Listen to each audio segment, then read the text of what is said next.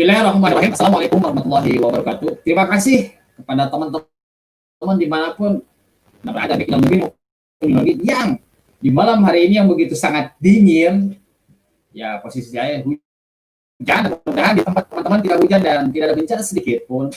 Di mana di malam hari ini teman-teman sedang menyaksikan debat Islam versus Kristen. Ya, kenapa demikian? Karena posisi dari pihak Islam tersebut bersedia dialog di atas ringnya channel drama yang terkenal dengan posisi yang netral namun bukan akademis. Oke, bagi teman-teman sendiri jangan lupa untuk subscribe dan like channel-channel yang ada di channel Gramalab yang berafiliasi dengan channel Gramalab seperti halnya Ibu Kariban Mu'alaf channel Mekna Ali, Edi Paritno, Aisto channel Akademi Kristologi yaitu channel saya sendiri, Kristologi Center, Sahabat TV, Eza Labeza. Dan oleh karena itu jangan lupa teman-teman untuk subscribe, like, share, dan pencet tombol loncengnya. Oke, teman-teman, jika teman-teman yang memiliki skill lebih, sebelum kita tampilkan pembicaranya, silakan teman-teman untuk menyalurkan donasi Anda untuk membantu khusus malaf rekening ini ke Bank Mandiri Syariah dengan kode banknya 451. Di mana nomor rekeningnya 1184 kali 9987 atas nama Yayasan Pembina Ma'ruf at-Tauhid yang ketika teman-teman telah mengkompilasi bisa konfirmasi ke nomor atau HP yang ada di berjalan teks ini ya. Oke, teman-teman kita akan tampilkan nih. Kita tampilkan pembicara dari pihak Kristen, namun sayangnya dari pihak Pak Dance sendiri tidak tampil, yang telah tampil itu yang menyiapkan diri sejak awal baik itu jaringan maupun dirinya secara ya. Itu hanya wartawan Injil alias Pak Frans Donald. Dan sayangnya ketika Pak Dance susah tampil, itu entah 7 orang atau 8 orang, linknya disebarkan streamnya dari pihak kami, hingga mungkin jemaatnya sendiri, yaitu yang masuk, tetapi dia sendiri tidak masuk dengan alasan jaringan. Namun demikian, untuk menghilangkan kehausan teman-teman melihat acara GM, kita tampilkan terlebih dahulu dari pihak Kristen yang telah eksis setelah dulu jantannya seorang Pak Gajesuat untuk naik ke atas ring yang katanya siap, tapi detik ini karena alasan jaringan beliau tidak siap. Tetapi teman-teman yaitu masuk ke posisi StreamYard loh. Oke, mari kita tampilkan dari Pak Frans Donald. Selamat malam Pak Frans Donald. Ya, selamat Bagaimana, malam. jelas suara saya? Oke. Barusan Pak Frans mengetahui dengan jelas ya, begitu banyak dari anak muda sampai nenek-nenek pun masuk ke link StreamYard. Ketika kita konfirmasi, ini dari siapa sih gitu kan? Karena kita tidak menyabarkan kecuali kepada kedua pembicara saja. Pak Frans tidak mengakui dan memang tidak menyebarkan. Tetapi ketika konfirmasi kita ke Pak Dance, ternyata dari anak muda hingga nenek-nenek yang masuk ke room kita, ternyata dari Pak Dance. Tetapi Pak Dance sendiri yang tidak masuk dan alasan jangan. Bagaimana pendapat Anda, Pak Frans Donald, ketika acara malam hari ini gagal? Silakan. Ya, pertama-tama saya ucapkan selamat malam ya buat semuanya, buat yang sudah bersiap-siap untuk mendengarkan dialog ataupun debat ini. Tetapi memang sayang sekali bahwa pihak Pak Dance dari apa itu ya? Dari pendeta gereja apa itu? Dosen teologi ya katanya. GBA. Gereja Betel berarti, gereja atau gereja Baptis ya? Bukan, gereja Baptis kalau tidak salah. Di GBA. Ya, dari gereja Baptis tidak jadi untuk tampil ya, sangat disayangkan. Tapi kiranya buat siapapun yang menonton kesempatan ini, saya harapkan karena ini sebuah acara dialog yang cukup penting ya. Jadi terlepas dari yang mengadakan adalah teman-teman kita dari pihak Muslim. Nah, sedangkan perlu teman-teman semua ketahui bahwa di Indonesia ini yang mengaku sebagai Kristen ya, ada banyak. Ada kelompok-kelompok Trinitas atau guru-guru pengajar Trinitas yang mengaku Kristen.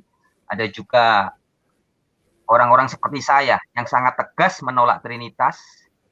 Nah, sehingga perlu dunia keagamaan di Indonesia tahu bahwa Kristen yang Alkitabiah itu sebenarnya yang seperti apa. Jadi artinya siapapun yang mengadakan wadah seperti Geraha Mu'alaf ini salah satunya, ini menjadi tempat yang baik buat kita yang mengaku Kristen, ya, untuk mau menyampaikan seperti apa sebenarnya ajaran Yesus Kristus yang sesungguhnya.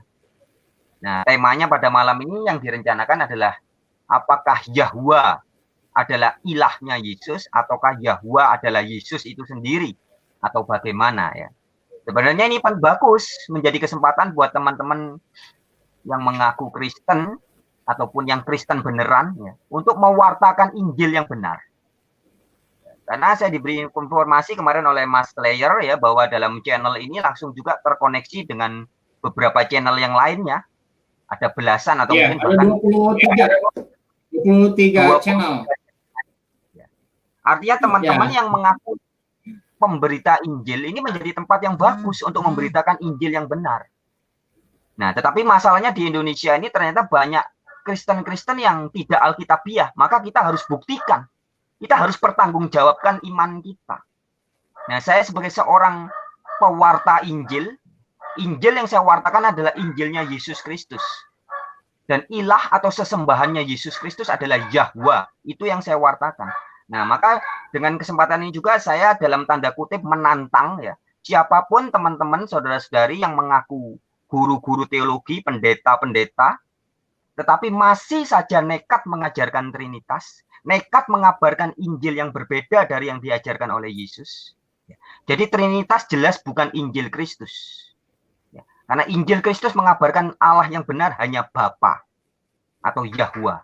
Nah, sehingga mari kita buka kesempatan ini untuk ayo kita adu argumen.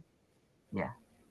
Sehingga sangat baik seharusnya channel seperti Geraha Mu'alaf dan 23 channel lainnya ini yang mau memberikan wadah. Nah, ini Bang Frans, ini pendiri dari GBIA dan salah satunya itu yang masuk ke dalam GBIA itu adalah Pak Danje Suat. Dan ini pendirinya itu Pak Suhendro. Ini pendirinya, ini istrinya. Ya, oh, ini Pak Suhendro ya. Ya, jadi Pak Danje itu salah satu bawahannya dari Pak Suhendro, termasuk juga dengan Firman Legowo. Itu, nah ini Pak Suhendro bawahannya secara struktural ya, di bawahnya Pak Suwento, kedua orang tersebut. Itu dari Gereja Baptis Indonesia Alkitabiah. Oke, Gereja Baptis Indonesia Independen Alkitabiah. Silakan lanjut. Ya, jadi sekaligus pada kesempatan ini mungkin saya sampaikan undangan ya. Oke, kalau memang Pak Danje mungkin malam ini tidak bisa, bukan mungkin ya, sudah pasti batal, bisa di-reschedule ataupun kalau Pak Danje tidak jadi mungkin bisa diganti dengan sesama pendeta dari Gereja Baptis yang lain ya. Ada tadi sudah masuk dia, namanya Filituk. Filituk itu sama dengan Pak Danje, tapi posisi dia di Bandung dan sama menjabat dan memiliki pula jemaat. Tapi sayangnya beliau tidak menyampaikan sepatah dua patah, hanya melihat posisi kita saja di room. Oh, itu iya, Pak Filituk barusan namanya. Ya. Ya, jadi saya rasa itu aja Mas Udin yang saya sampaikan. Siap. Kedepannya siapapun guru-guru, apalagi pendeta, pengajar-pengajar Trinitas, saya undang untuk mempertanggungjawabkan imannya secara terbuka. Ini zaman now, sudah zaman keterbukaan. Ya, jadi sudah tidak ada yang perlu ditutup-tutupi lagi, tidak ada yang perlu rahasia-rahasia lagi. Kita bicara kebenaran Alkitab, mari kita ungkapkan secara belak-belakan. Ya. Jadi jangan dengan alasan, saya sering dengar orang ngomong gini, Mas Udin, bahwa kalau di channel Muslim tuh nanti adu domba, Kristen dengan Kristen, kok diadu ya. Nah, justru itu saya katakan bahwa guru-guru pengajar Trinitas itu bukan Kristen. Sekali lagi saya tegaskan, saya katakan bahwa guru-guru pengajar Trinitas, ya, guru-guru yang mengajarkan bahwa Yesus adalah Allah yang menjelma menjadi manusia, semua itu bukan Kristen. Yeah. Nah, maka kesempatan ini saya ajukan, mari kita buktikan adu argumen. Ya seperti Bambang Nursena, Stephen Tong, itu semua bukan Kristen bagi saya. Karena Kristen sejati pasti mengajarkan Allah yang sama dengan Allah yang dikabarkan oleh Yesus. Nah, kalau mengabarkan Allah yang berbeda, mirip Kristen atau niru-niru Kristen, tapi sebenarnya bukan Kristen. Siap. Dan ini ironisnya sekali ya, Bang Frans. Ketika kita melihat pernyataan dari pengikut Kristus, Anda bisa melihat di layar, gue udah tekan bingung mau dibuka di mana. Aduh, ini bahasa kasih ini, Bang Frans lihat belakangnya. Ini bahasa kasih ini. Apakah seperti ini semua orang Kristen menurut Anda atau bukan orang Kristen? Karena mengaku sebagai pengikut Kristus. Ya, gampang sih sebenarnya Mas Udin. Kalau ditanya orang ngaku pengikut Kristus itu kan gampang ngaku-ngaku ya. Tapi kita bisa Ya, tanya, Allahmu atau ilahmu siapa? Kalau dia ya, jawab ilahku Yesus, berarti sudah pasti bukan pengikut Kristus. Karena Kristus itu memiliki ilah atau memiliki sesembahan. Dan sesembahannya Kristus adalah Bapa atau Yahweh. Jadi pengikut Kristus pasti ilahnya atau sesembahannya sama dengan sesembahannya Kristus. Jadi kalau sesembahannya ya. lain, misalkan tiga nitas itu ada Bapa, ada Kristus, ada Roh Kudus, berarti itu sudah pasti itu Kristen abal-abal. Sesat ya. Very clear. Oke nih teman-teman nih, maaf nih akan saya kasih linknya. Oke, jika teman-teman gitu kan mau berpartisipasi seperti Pak Frans, silakan saja, gitu kan, silakan saja. Anda sendiri daftarkan diri jika memang ingin berdialog Kristen versus Kristen atau Kristen versus Islam. Silakan saja daftarkan diri Anda. Nah, sekarang pertanyaannya kembali kepada Pak Frans. Jika seandainya ada orang Kristen berdialog dengan Anda, baik itu sekarang maupun yang akan datang, ngomong-ngomong Anda siap tidak? Pak Frans, Donald. Ketika ada yang menerima tantangan Anda dialog. Orang yang mengaku Kristen ya. Ya. Ya. Siap. Orang yang mengaku Kristen, mari kita berdialog. Ya, kita buktikan Kristen secara Alkitabiah itu seperti apa. Oke. Selanjutnya? Karena ini penting sekali, Bang Udin ya. Ya. Kekristenan ini menjadi rusak gara-gara ada banyak orang yang mengaku Kristen, bahkan mengaku guru, mengaku pengajar, mengaku sarjana Kristen, tapi ternyata ajarannya berbeda dengan ajaran Yesus Kristus. Dan berbedanya bukan soal remeh-temeh ya, tapi soal inti atau hal yang terpenting ya, yang sang Allahnya itu. Jadi dari zaman dulu, dari abad 2, 3, 4, kekristenan sudah direcoki ya, dengan ajaran-ajaran palsu yang mengajarkan tentang Allah. Ada 3 pribadi dalam satu hakikat lah. Ada Allah yang menjelma menjadi manusia. Itu semua bukan ajaran Alkitab. Di Alkitab tidak ada ayatnya Allah Maha Kuasa menjelma jadi manusia. Sama sekali tidak ada. Yang ada dikatakan adalah Allah mengutus anaknya. Itu anak itu sebutan bagi Yesus Kristus. Jadi yang datang itu anaknya. Bukan Allah datang sendiri menjelma dalam rupa manusia. Itu enggak ada. Nah, ini ajaran-ajaran seperti ini jelas bukan ajaran Kristen sebenarnya. Ataupun kalau memang minta disebut Kristen ya itu namanya Kristen abal-abal. Kristen yang sejati itu pengikut Kristus. Kristen itu kan dari kata pengikut Kristus. Tadi ada orang muncul pakai nama pengikut Kristus. Nah, berarti harusnya Allahnya dia sama dengan Allahnya Yesus, yaitu Bapa. Tapi kalau ada pengikut Kristus, Allahnya berbeda ya, jadi pengikut Kristus palsu itu. Dan apa yang disampaikan oleh Bang Frans, ternyata ada dari pihak Kristen yang bereaksi keras atas barusan yang disampaikan oleh sampean. Ada yang bereaksi keras, bahkan berusaha menelpon ke saya, dan sekarang sedang japrian dengan saya. Dia ingin berdialog dengan sampean Bang Frans. Bagaimana ini? Ya. Apakah Anda mau berdialog sekarang atau nanti beberapa hari ke depan? Akan saya jadwalkan. Di channelnya Gramout tentu saja yang netral. Ya nggak apa-apa, mau sekarang dijadwalkan ulang ya. Mau sekarang? Enggak, maksudnya apakah sekarang saya masukkan orang Kristennya itu ke sini ataukah nanti beberapa hari ke depan? Silakan, gimana bebas. Saya perlu tahu dulu siapa. Kalau dia bukan majelis, bukan pendeta, maka cuma orang-orang biasa. Dia posisi dia itu seorang pendebat yang pemain lama sih, pemain lama dari tahun 2000 sekian, dia pemain lama juga, yang dikenal dengan Rudy Yohanes Hutagalung alias Sang Debater. Oh, Nah Rudy ini Yohanes Pak boleh. Gembala Dance, maaf, Pak Gembala Dance ternyata sudah hadir, maaf. Halo, selamat malam Pak. Oh ya, Saya itu udah, lanjut aja. saya upaya setengah mati nih. Wah, mantap. Tidak disangka-sangka ya.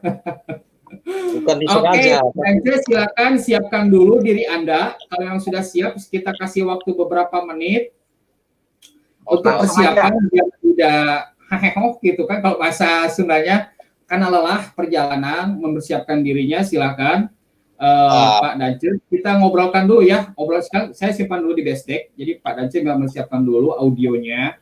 Oke, karena kelihatan itu heheho gitu kan. Siapkan dulu minumannya Pak Dance gitu. Oke, saya simpan dulu di Bestek ya Pak Dance biar persiapkan dulu audionya. Oke, barusan seperti itu Pak Bang Frans, bahwa barusan yang namanya Rudianos alias Sang Debater nelpon dan bahkan nge-WA ke saya. Dia ingin berdialog dengan sampean atas apa yang menurut dia itu yang disampaikan oleh sampean. Ya tentu saja dia seorang Trinitas tidak bersedia atas apa yang disampaikan oleh sampean itu sepakat. Artinya bahwa sampean dengan Sang Debater itu ada gap yang berbeda dalam hal keyakinan. Jadi gimana nih tantangannya Sang Debater? Anda siap menerima dialog di Gramo dengan Sang Debater? Karena kan barusan sampean bilang siapa saja. Bisa, siap. Gimana? Schedulekan aja.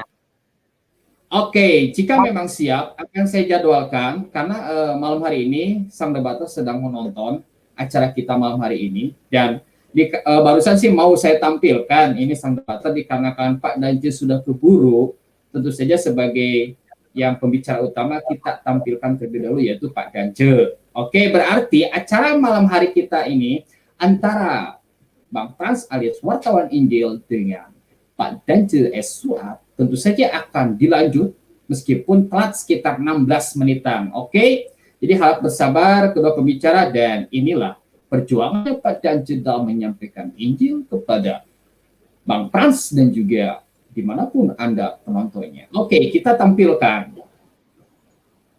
Oke, bagaimana nih?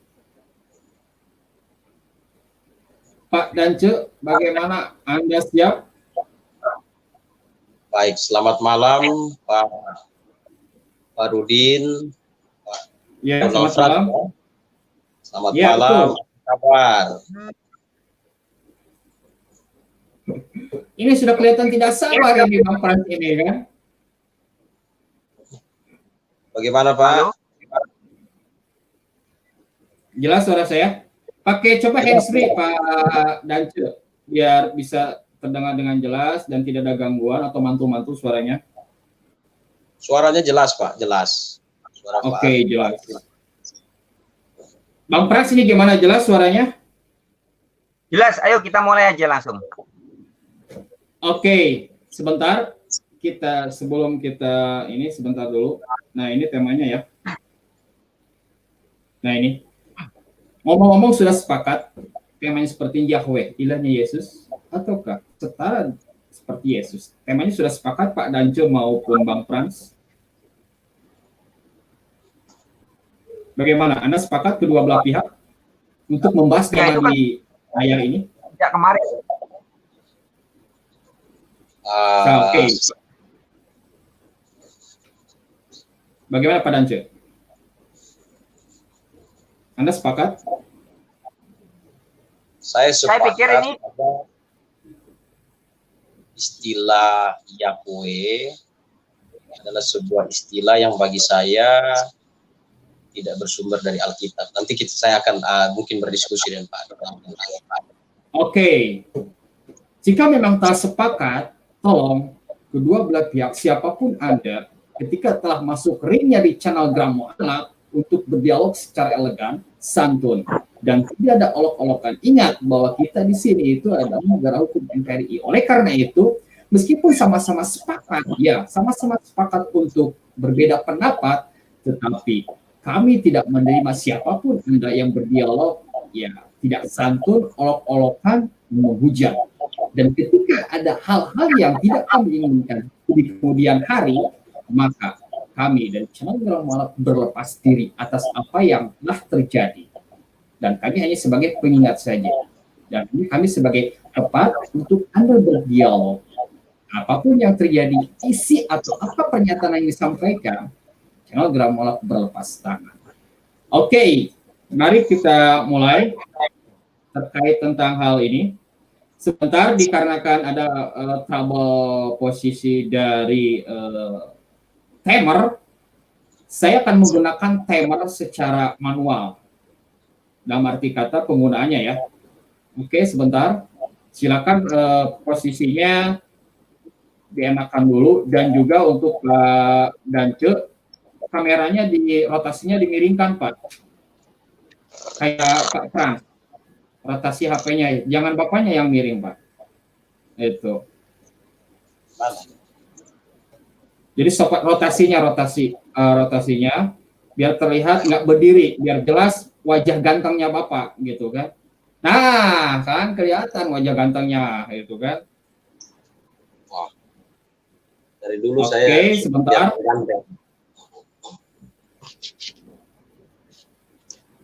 Oke. Sebentar akan saya coba ini dulu ya. Saya screenkan dulu untuk timer dikarenakan ada permasalahan teknis. Kan saya coba saya screenkan. Oke, waktu masing-masing akan saya perjelas. Saya coba menggunakan stopwatch dengan share screen. Jadi seperti ini. Ketika pembicara sudah memang siap untuk dialog di channel Gerak Mualaf, jadi masing-masing pihak memberikan presentasi selama 7 menit. Dan setelah itu, session kedua, 2 menit bertanya, 7 menit menjawab. Itu hingga 3 kali, dan hingga akhirnya diakhiri dengan closing statement, masing-masing pihak memberikan closing statement selama 7 menit. Nah, itu untuk pola pertama dialognya. Ataukah mau menggunakan suite? Artinya, kalau masalah suite, 40 masing-masing kedua belah pihak diberikan waktu 40 menit. Masing-masing pihak, baik itu Pak Dance maupun Pak Frans. Dan 40 menit ini, suite itu, di dalamnya berisi pembukaan, pertanyaan, jawaban, dan juga ya penutupan, closing statement. Dan ketika 40 menit itu telah habis, maka otomatis siapapun Anda tidak bisa menyampaikan apapun. Dan ketika Anda ingin waktunya itu tidak berkurang, misal Bang Frans nih beres menyampaikan sesuatu, silahkan Bang posisi dari Pak Dance untuk menyangka atau memberikan pernyataan. Dengan kata silahkan itulah, maka waktu berpindah dari Bang Frans ke Pak Dance. Begitu Pak Dance ketika telah beres menyampaikan sesuatu, maka silahkan Bang Frans, Anda sangat. Nah, ketika menyampaikan silahkan itulah, maka waktu dari Pak Dance berpindah kepada Bang Frans. Bagaimana? Mau menggunakan waktu yang gimana? Yang biasa atau suite 40 menit, 40 menit? Yang biasa aja lah. Iya. Oke, bagaimana Pak Dance? Yang biasa saja? Oke, yang biasa saja. Oke, berarti 7 menit ya. 7 menit presentasi, 2 menit bertanya, 7 menit menjawab, dan closing 7 menit. Baik, jika seperti itu, dan inilah yang di layar, sebagaimana yang dilihat oleh kedua pembicara maupun kepada penonton. Nah ini ya. Oke, jadi masing-masing pihak memberikan presentasi selama 7 menit, sesi keduanya 2 menit bertanya, 7 menit menjawab secara berulang, dan terakhir 7 menit penutupan. Ingat, ketika sesi pertama nih, memberikan presentasi yang pertama, maka closing statement-nya itu yang terakhir. Jadi ngomong-ngomong, siapa yang mau memberikan presentasi pertama? Apakah Pak Dance ataukah wartawan Injil? Silahkan. Wartawan Injil, karena namanya yang pertama. Pak Frans. Oke. Oke, bagaimana? Oke, bagaimana nih ngomong-ngomong, Bang Frans, Anda siap memberikan presentasi Ya, pertama? Oke, sebentar, akan kita set dulu waktunya, ya. Jadi siap, bentar. Oke, Selama 7 menit, silakan Bang Frans. Waktu berjalan. Pernyataan Anda diberikan. Monggo. Ya, baik. Selamat malam buat semuanya, sahabat-sahabat semua dan semua audiens ya, semua yang berpartisipasi dalam channel ini. Terima kasih juga dengan Geraha Mualaf dan channel-channel lainnya yang berafiliasi dengan Geraha Mualaf sehingga acara ini bisa disaksikan banyak orang.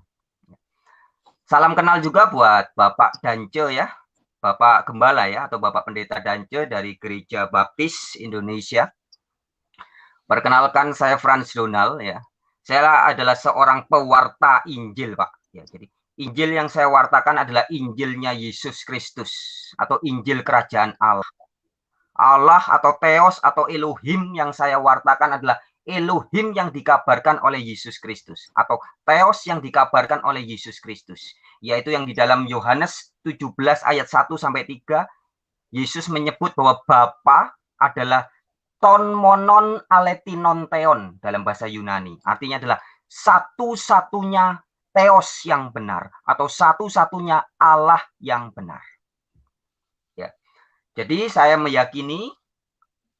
Oh ya, sebelum saya lanjut mungkin perlu saya klarifikasi ya buat teman-teman audiens karena banyak penonton dan pendengar adalah saudara-saudari, sahabat-sahabat dari Muslim juga. Bahwa di tema tadi judulnya adalah Yahweh, ilahnya Yesus ya. Nah, kata ilah itu yang terjemahannya benar sebenarnya ya. Tetapi kalau di Alkitab terbitan Lembaga Alkitab Indonesia yang ini ya, itu ditulisnya bukan ilah ya, tetapi Allah. Ya.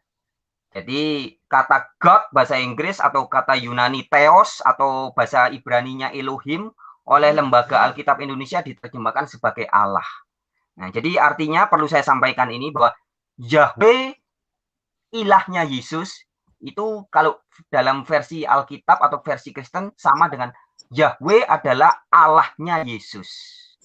Tetapi ini berbeda dengan saudara-saudari kita Muslim, karena di dalam Al-Quran dan hadis yang disebut sebagai Allah itu bukan sebutan atau bukan gelar, bukan jabatan ya, tetapi itu adalah nama. Nah, sehingga perlu dipahami bahwa ketika saya berbicara Yahweh adalah ilahnya Yesus itu sama dengan Yahweh adalah Allahnya Yesus, harus dipahami dengan kacamata Alkitab berbahasa Indonesia terbitan LAI ya, bukan dalam kacamata Al-Quran atau hadis, supaya tidak terjadi tumpang tindih ya. Karena istilah Allah atau Theos atau God atau Elohim yang ada di Alkitab itu bisa menunjuk kepada banyak pihak. Kalau bagi teman-teman Muslim mungkin Allah hanya menunjuk kepada satu Sang Maha Kuasa, Sang Pencipta. Tetapi di dalam Bible, Alkitab, kata ilah atau Allah itu bisa menunjuk kepada banyak pihak. Malaikat-malaikat di surga juga disebut sebagai para Allah. Itu tertulis di Mazmur 82 ayat 1. Nabi Musa juga disebut sebagai Allah. Tertulis di Keluaran 7 ayat 1. Bahkan hantu atau arwahnya Samuel disebut juga sebagai Elohim. Itu tertulis di 1 Samuel 28 ayat 13. Maka di 1 Korintus 8 ayat 5, Paulus mengatakan, memang ada banyak yang bisa disebut Allah, baik di surga maupun di bumi. Ya, jadi yang disebut sebagai Theos, menurut Alkitab bukan ada 1, 2, 3, 5, atau 10, tapi ada banyak. Tetapi di ayat 6-nya Rasul Paulus mengatakan dalam 1 Korintus 8 ayat 6, namun bagi kita, hanya ada satu Theos saja, yaitu Bapa. Nah, jadi iman saya sama persis dengan imannya Rasul Paulus. Yaitu bagi Paulus dan bagi saya hanya ada satu Theos, satu Allah saja, yaitu Bapa. Nah, Bapa inilah yang oleh Yesus, selain di Yohanes 17 ayat 3 disebut sebagai satu-satunya Allah yang benar, juga di dalam Yohanes 20 ayat 17 oleh Yesus disebut sebagai Allahku dan Allahmu. Nah, jadi Allahnya saya sama persis dengan Allahnya Yesus. Nah, Allahnya Yesus inilah yang di dalam kitab Perjanjian Lama disebut sebagai Yahwa. Nah, Yahwa ini memang bagi sebagian orang mungkin tidak tahu bahwa itu tertulis di Alkitab. Tapi kalau di Alkitab LAI di bagian kamus diberitahu kita, ini saya tampilkan ya. Di sini mungkin bisa dilihat. Ini ada kata Tuhan adalah salinan dari nama Allah Israel, yaitu Yahweh. Yahweh nulisnya. Jadi kalau kita baca Alkitab ini berbahasa Indonesia, di dalam Perjanjian Lama yang muncul huruf T-U-H-N atau Tuhan huruf besar semua, itu adalah salinan dari nama Allahnya Israel, yaitu Yahweh atau Yahwa. Nah, Yahwa inilah yang di dalam Mika, kitab Mika pasal 5 ayat 1 sampai 3 dikatakan Yahwa adalah Allahnya Yesus. Nah, jadi presentasi saya sekaligus menjawab temanya. Yahwa, ilahnya Yesus atau setara dengan Yesus. Jelas sesuai dengan Mika pasal 5 ayat 1 sampai 3, Yahwa adalah Allahnya Yesus. Ya, itu saja yang saya sampaikan sebagai pembukaan. Oke, terima kasih kepada Pak Pralis yang begitu sangat lancar dalam menyampaikan presentasinya selama 7 menit, meskipun masih menyisakan waktu 1 menit lebih. Dan inilah dialog. Kalau segalanya dibatasi dengan waktu, tentu saja di mana dialog yang ada itu akan lancar, jaya, dan terbatas, dan teratur. Oke, sekarang gilirannya Pak Dajeswat untuk memberikan presentasi selama 7 menit. Ngomong-ngomong, Anda siap Pak Dance memberikan presentasi selama 7 menit? Sangat siap, Pak.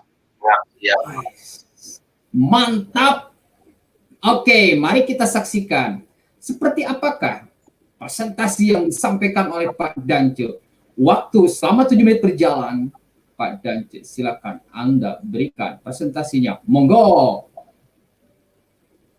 Baik, selamat malam. Saudara-saudara sekalian yang saya kasihi di dalam Tuhan Yesus Kristus. Saya memperkenalkan diri, nama saya Dance Eswat, saya gembala jemaat. Saya mengucap syukur malam hari ini bisa berdiskusi dengan Pak Donald ya, Pak Donald Frans ya, wartawan Injil. Dan terima kasih untuk media yang sudah memediasi terjadinya diskusi ini. Baik, pertama saya akan mendasari argumen saya dari 2 ayat. 2 ayat yang menjadi landasan argumen saya bahwa Yesus adalah Allah. Yesus adalah Allah yang disembah oleh ciptaan Allah. Nah, ayat yang pertama kita bisa lihat di dalam Yesaya pasal 9 ayat yang kelima. Yesaya pasal 9 ayat yang kelima bunyinya begini, sebab seorang anak telah lahir untuk kita, seorang putra telah diberikan untuk kita, lambang pemerintahan ada di atas bahunya, dan namanya disebut orang, penasehat ajaib, Allah yang perkasa, Bapa yang kekal, Raja damai. Jadi kitab Yesaya ini menjelaskan, mengidentifikasi siapa itu Yesus Kristus dalam kitab Perjanjian Lama. Di sini dikatakan bahwa Yesus Kristus itu adalah, dan namanya disebut orang, penasehat ajaib, Allah yang perkasa, Bapa yang kekal, Raja damai. Nah, ini Yesaya ini kitab Perjanjian Lama. Saya senang sekali kata Pak Donald ternyata melandaskan argumennya juga di atas landasan Alkitab. Nah, kemudian di dalam kitab Perjanjian Baru kita bisa lihat di dalam kitab Ibrani pasal 1, Ibrani pasal 1 ayat yang ke-6 sampai ayat yang ayat ke-6. Dan ketika ia membawa pula anaknya yang sulung ke dunia, ia berkata, semua malaikat harus menyembah dia. Ya, jadi 2 ayat ini sudah cukup jelas bagi kita, menerangkan bagi keyakinan iman Kristen bahwa Yesus adalah Allah. Mengapa? Karena hanya Allah yang patut disembah. Hanya Allah yang patut disembah. Menanggapi tadi sedikit argumen yang disampaikan oleh Pak Donald bahwa mengenai kata theos, memang penggunaan kata theos tanpa artikel di depan itu menunjuk kepada karakteristik. Sedangkan kalau ada artikel menunjuk pada oknum. Jadi ketika kita membaca bahasa Yunani kata theos tanpa artikel ho theos, berarti itu karakteristik. Sedangkan kalau ada kata ho, itu merujuk kepada oknum. Tergantung penggunaan kata. Theos itu dalam bentuk kalimat seperti apa. Nah, itu bisa belajar bahasa Yunani lebih dalam lagi, kita akan tahu itu. Nah, jadi siapakah Yesus Kristus? Yesus Kristus adalah Allah. Dia adalah Allah. Mengapa dia adalah Allah? Karena Alkitab sendiri menyatakan bahwa dia disebut Allah, dan di dalam kitab Ibrani sendiri Allah Bapa meminta semua malaikat harus menyembah dia. Kalau Yesus bukan Allah, tidak mungkin dia diminta untuk disembah. Karena hanya Allah yang patut disembah. Hanya Allah yang patut disembah. Ya. Nah, jadi dua ayat ini sudah cukup menjadi sebuah landasan bagi keyakinan iman Kristen bahwa Yesus adalah Allah. Kemudian nubuat mengenai Yesus tercatat di dalam kitab Yesaya pasal 7 ayat 14, di dalam kitab Perjanjian Lama Yesaya pasal 7 ayat yang ke-14, kita bisa lihat kitab Yesaya pasal 7 ayat yang ke-14. Di situ dikatakan, sebab Tuhan sendiri yang akan memberikan kepadamu suatu pertanda. Sesungguhnya perempuan muda akan mengandung dan akan melahirkan seorang anak laki-laki, dan ia akan menamakan dia Immanuel. Immanuel itu artinya apa? Ya, Immanuel itu artinya Allah bersama kita. Dan di dalam Matius pasal 1 ayat yang ke Matius pasal 1 ayat yang ke-21, ya, ayat 20, kita baca ayat 20, tetapi ketika ia mempertimbangkan maksud itu, malaikat Tuhan nampak kepadanya dalam mimpi dan berkata, Yusuf anak Daud, jangan engkau takut mengambil Maria sebagai istrimu, sebab yang dikandung dalam kandungannya adalah dari Roh Kudus. Ia akan melahirkan seorang anak laki-laki, dan engkau akan menamakan dia Yesus, karena dialah yang akan menyelamatkan umatnya dari dosa mereka. Hal itu terjadi supaya genaplah yang difirmankan Tuhan oleh Nabi, sesungguhnya anak darah itu akan mengandung dan melahirkan seorang anak laki-laki, dan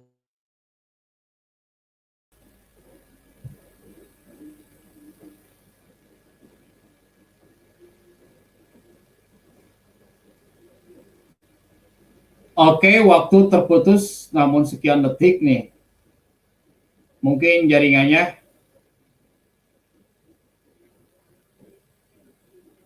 Immanuel dalam konsep pemahaman makna kata Immanuel bukan Allah beserta kita dalam bentuk roh, tapi Allah yang menjadi daging tinggal di tengah-tengah, diam di antara manusia. Oke, terima kasih Pak Dance. Waktu Anda telah habis selama 7 menit, meskipun ketika berakhir itu waktu beberapa detik, apa yang Anda sampaikan itu ternyata ada gangguan ya jaringan. Namun demikian, tetap akan berlanjut diskusi yang malam hari ini telah diadakan, dan barusan teman-teman telah mendengar secara langsung presentasi dari kedua belah pihak. Dan sekarang saatnya kita memasuki, ternyata ini kayaknya jaringan nih Pak Dance ini. Sudah berusaha sekuat tenaga, namun ketika telah masuk, dan lagi-lagi jaringan yang menjadi masalah utama kita, ya kita maklumi ya teman-teman, karena untuk mengadakan acara di dunia nyata, apalagi ada corona ya harus menyewa gedung, makanan juga kita harus persiapkan, namun sayangnya inilah dunia maya. Oke, Pak Dance sudah hadir.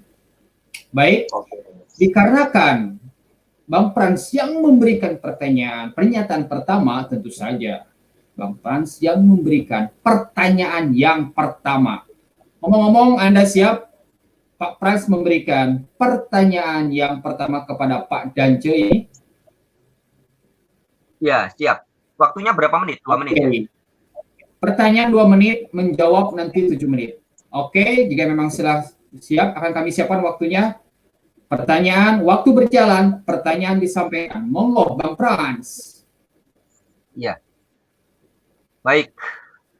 Pertanyaannya adalah, bagaimana Bapak Dance memahami perkataan Yesus Kristus sendiri yang adalah pusat dari kekristenan, ya. Ketika Kristus berkata tentang Allah yang Dia kabarkan di Yohanes 17 ayat 1 sampai 3, itu adalah doanya Yesus ketika kepada Allah, dan Yesus berkata, Bapa adalah ton monon aletinon theon, atau satu-satunya Allah yang benar. Dan di ayat itu, di ayat 3-nya juga Yesus mengatakan, menyebut dirinya, mengidentifikasi dirinya adalah utusan dan satu-satunya Allah yang benar itu. Itu aja pertanyaan. Jadi kalau Bapak mengaku Kristen, mengaku pengikut Kristus, harusnya Pak ya, Allahnya Bapak itu sama persis dengan Allahnya Yesus. Allahnya seorang Dance, harusnya kalau Dance benar-benar pengikut Kristus, harusnya Allahnya sama persis dengan Allahnya Yesus. Yang dimana di Mika 5 ayat 1 sampai 3 dikatakan seorang anak telah lahir di Bethlehem Efrata, itu Yesus ya. Di ayat 3-nya dikatakan anak itu datang atas nama Yahwa, dan dikatakan Yahwa Allahnya. Jadi Yehua atau Yahwa adalah Allahnya Yesus. Dan Allahnya Yesus itulah yang oleh Yesus sendiri dikatakan sebagai ton monon aletinon theon, atau satu-satunya Allah yang benar. Nah, bagaimana Bapak memaknai satu-satunya Allah yang benar ini? Kok bisa Bapak juga bilang Yesus juga Allah yang benar, Roh Kudus juga Allah yang benar. Bagaimana? Sedangkan Yesus sendiri mengatakan bahwa Bapa atau Father adalah satu-satunya Allah yang benar. Itu aja pertanyaan saya. Bapak kalau ngaku Kristen harusnya. Terima kasih kepada Bang Frans yang ternyata kita telah melihatnya ciri khas Bang Frans ini tegas jelas. Sedangkan dari Pak dan begitu sangat santai dan tentu saja ibarat air panas dengan air dingin menyatu kayak hanut-hanut kuku membahasa Sunda nama. Oke, bagaimana sekarang pertanyaannya untuk pada Pak Dance? Anda siap memberikan jawaban selama 7 menit atas apa yang ditanyakan oleh Pak Frans? Siap, saya siap. Oke, selama 7 menit Pak Dance, waktu berjalan, jawaban diberikan. Monggo. Baik. Pertama kita lihat posisi Yesus Kristus. Kata Immanuel, ya, kata Immanuel itu merujuk kepada inkarnasi Yesus Kristus, Allah yang diam dalam daging. Jadi Yesus Kristus adalah Allah yang diam dalam daging. Artinya Yesus Kristus adalah Allah dan juga manusia. Dia kadang merasa lapar, haus, itu membuktikan dia manusia. Dia bertumbuh secara fisiologi, membuktikan dia manusia.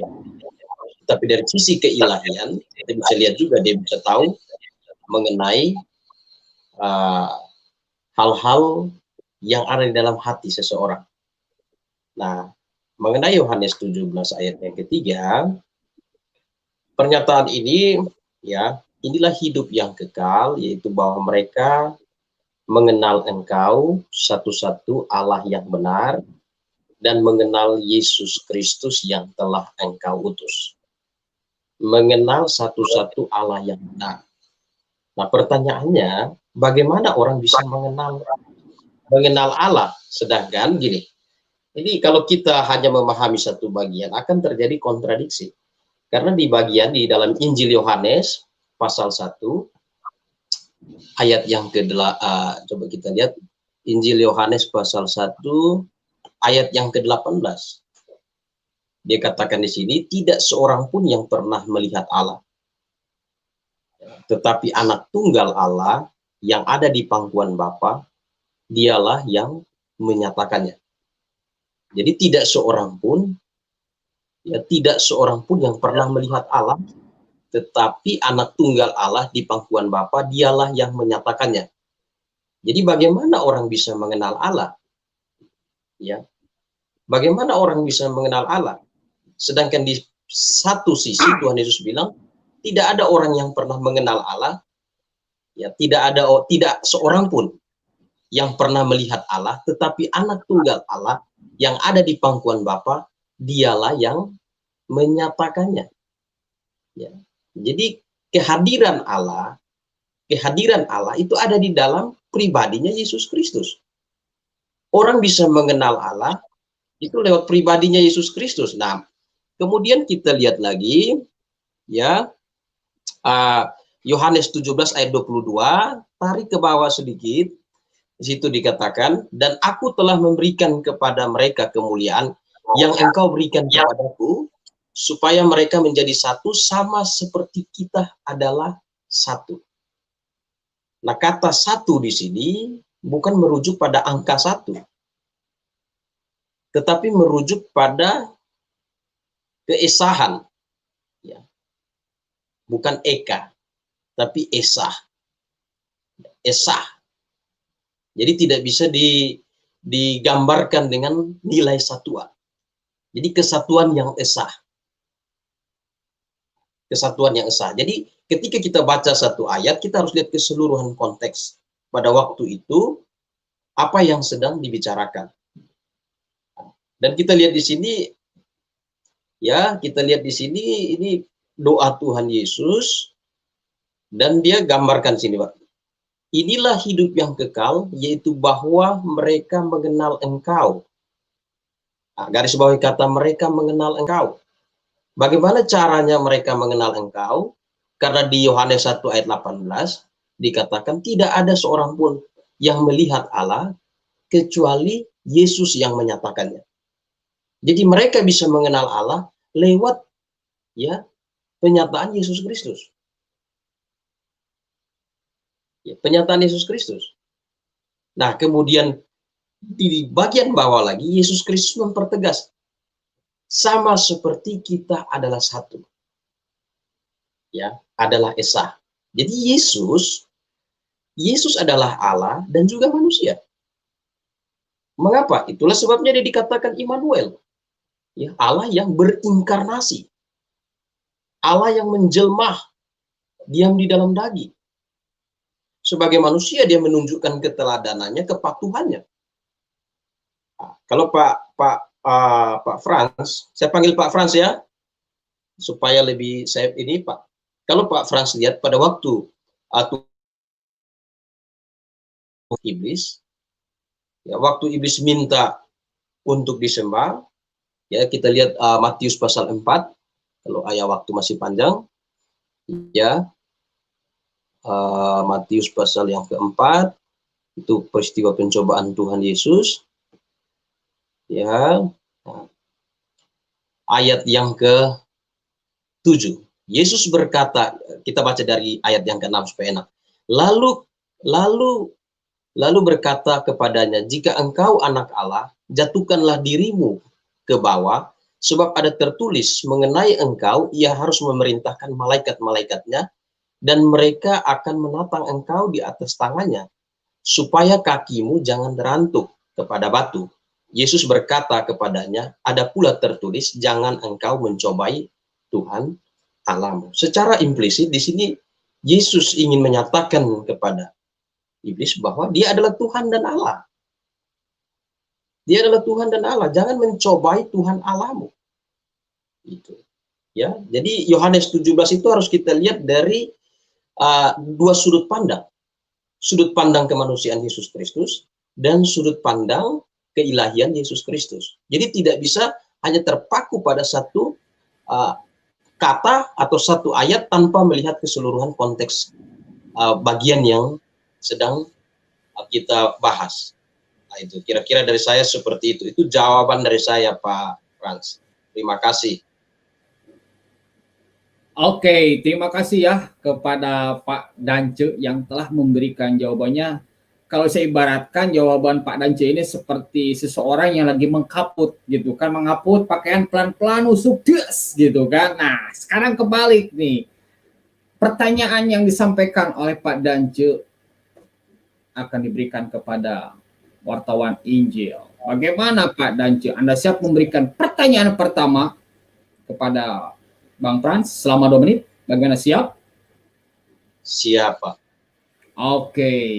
Selama 2 menit waktu berjalan, pertanyaan diberikan. Monggo.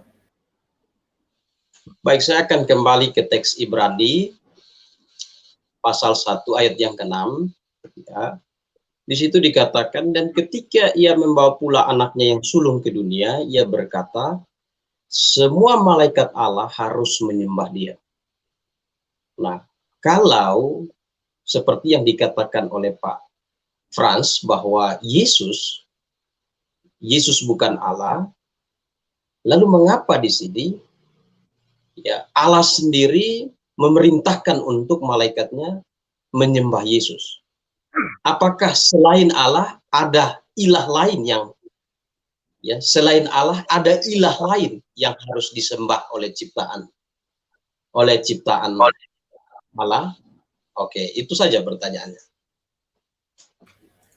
Ya, begitu sangat jelas, singkat, padat, merayat atas apa yang disampaikan oleh Pak Dance. Tapi ngomong-ngomong, seperti apakah jawaban dari Bang Frans yang memiliki ciri khas begitu sangat kalau kayak pelurum yang ada redet gitu kan? Nah, gimana nih Bang Frans? Anda siap memberikan jawabannya selama 7 menit?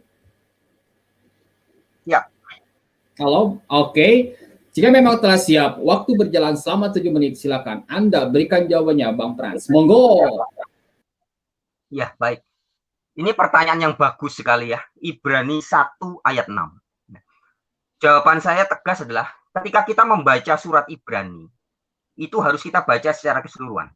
Dan kita mari sama-sama, Pak Dance, saya ajak membuka Alkitab mulai dari Ibrani 1, mulai ayat yang ke-1 sampai ayat yang ke-2 dulu. Sebelum nanti saya jawab ayat yang ke-6. Setelah pada zaman dahulu, Allah berulang kali dan dalam berbagai cara berbicara kepada nenek moyang kita dengan perantaraan nabi-nabi.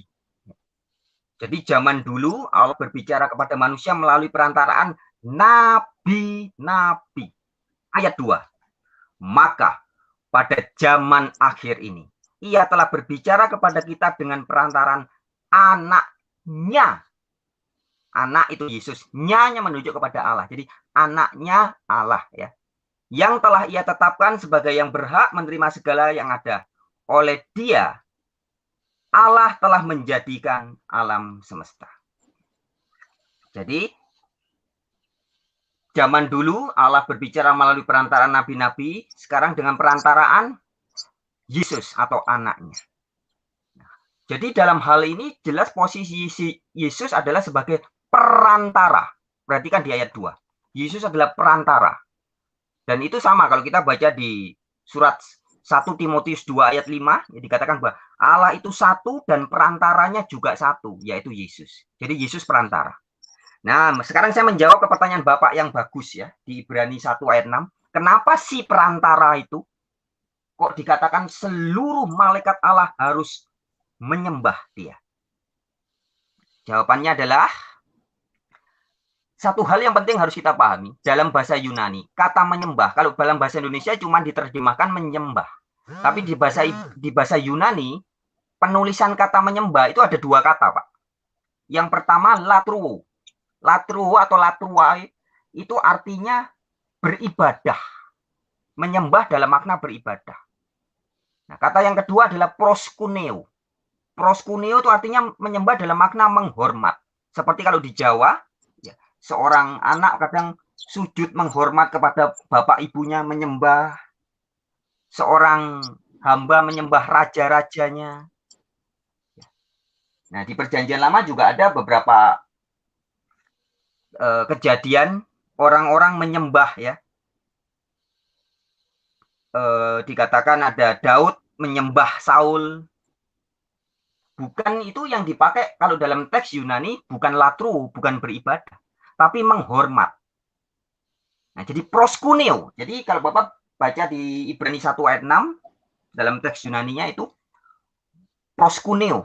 Jadi seluruh malaikat Allah, malaikat itu kan hamba-hambanya Allah, harus proskuneo sama Yesus, harus hormat sama Yesus. Kira-kira begitu, Pak. Jadi bukan harus beribadah. Saya kasih contoh ya, Pak. Di Perjanjian Lama juga bahkan ada ya, seperti misalkan ini. Di 1 Samuel 24 ayat 9. Daud menyembah Saul. Bukan berarti Saul adalah Allahnya Daud, bukan. Tapi menyembah dalam makna menghormat. Ditulisnya menyembah oleh Lembaga Alkitab Indonesia, ditulisnya kata menyembah. Daud menyembah Saul. Itu bukan beribadah kepada Saul. Kemudian juga ada Bani Het ya Pak, di Kejadian 23 ayat 7. Abraham bersujud kepada Bani Het. Menyembah itu bukan dalam arti beribadah, tapi sebagai berterima kasih, sebagai hormat. Nah, begitupun Daud menerima persembah dari budaknya. Di 1 Samuel 20 ayat 41. Daud disembah oleh budaknya. Bukan berarti Daud adalah Allah, tapi budak-budaknya Daud hormat kepada Daud. Kalau dalam bahasa Yunaninya itu proskuneo. Nah, begitupun dengan kata menyembah. Jadi, tadi Bapak ngasih ayat di Ibrani 1 ayat 6. Wah, itu di Perjanjian Baru yang Yesus disembah itu ada banyak, Pak. Di Matius 9 ayat 18, Matius 14 ayat 33, Matius 15 ayat 2 sampai 5. Ya. Lalu Matius 2 juga Yesus disembah, Yesus disembah, Yesus disembah. Nah, semua ini memakai kata proskuneo. Jadi Yesus itu dihormati, ya, bukan diibadahi. Nah, jadi latru adalah beribadah kepada Allah. Sedangkan proskuneo bisa kepada siapa saja. Saya bisa menghormat kepada Pak Dance, saya bisa proskuneo kepada Bapak kalau Bapak adalah bos saya. Tapi saya juga bisa proskuneo kepada Allah. Tapi untuk latru tidak boleh saya beribadah. Saya latru, saya menyembah Bapak. Tapi kepada Allah boleh. Nah, jadi Ibrani 1 ayat 6, mengapa Yesus dihormati atau diproskuneo? Nah, itu dijelaskan di situ. Yesus dikatakan bukan sebagai Allah di Ibrani 1 ayat 6 ya, tapi sebagai anaknya. Ingat, nya menunjuk kepada Allah, anak menunjuk kepada Yesus. Jadi Yesus itu anaknya Allah. Nah, kita harus hormat sama anaknya Allah. Kita harus menyembah, harus proskuneo kepada anaknya Allah. Bukan harus latruo. Nah, jadi Yesus dihormati oleh malaikat-malaikat. Karena Yesus sudah menuntaskan pekerjaan-pekerjaannya. Kita baca Ibrani semua jelas sekali itu. Judulnya itu di perikopnya di atasnya ayat 5 itu Pak. Kalau buka Alkitab teks LAI ya, terbitan LAI ditulisnya anak Allah lebih tinggi daripada malaikat-malaikat. Jadi dikatakan anaknya Allah Pak. Sons of God. Bukan God the Son. Bukan Allah anak. Tapi anaknya Allah. Yesus itu anaknya Allah. Bukan Allah itu sendiri. Yesus bukan Allah itu sendiri, tapi Yesus anaknya Allah. Nah, sebenarnya saya juga ingin menjawab tadi Bapak membahas Yohanes 17 ayat 22 itu ya. Cuman waktunya sudah hampir habis ya. Sebenarnya yang satu dengan Bapa itu bukan hanya Yesus, Pak. Di ayat 21 sampai 23 dikatakan bahwa murid-murid juga satu dengan Bapa dan satu dengan Yesus.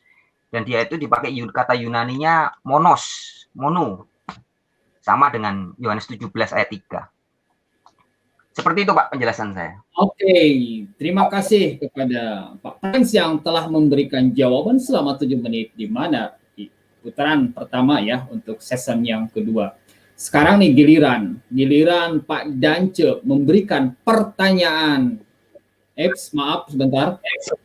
Sekarang Pak Frans ya, Pak Frans memberikan pertanyaan yang kedua di putaran yang kedua. Bagaimana Pak Frans? Anda siap? Pertanyaannya 2 menit ya?